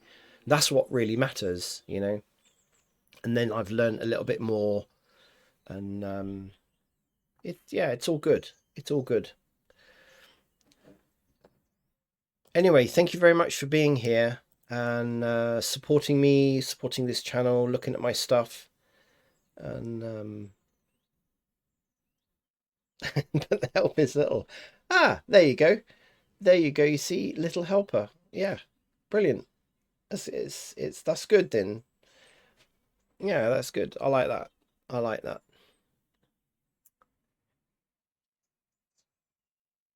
Yeah, harder, better, fast. But you know that's actually true because what you've done for me today, I now know that when I go and model something else from scratch, I've got more stuff that's going to help me, like, stop wondering how the hell do I do this, or wouldn't it be great if I could, you know, like the whole Shift Alt Z. I mean, how brilliant, to be able to just have a key combination that I can just, instead of going through the this collection here and switching, the layers panel and switching stuff off. Got to become a huge assistant. Yeah. Yeah. It all helps, and that to me is what community is about. And that's why I follow people on Twitch and I watch people's YouTube channels, because people take the time to talk and people take the time to notice, and people take the time to contribute something. It doesn't matter how big or small it is, you know. Um, it really doesn't matter. And it all helps. Everything helps.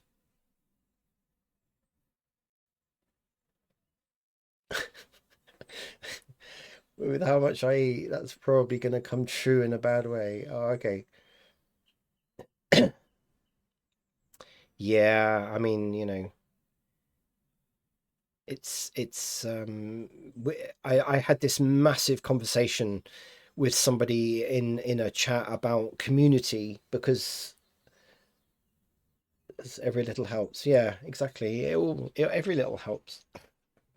You can save a penny here, a penny there, and it all helps.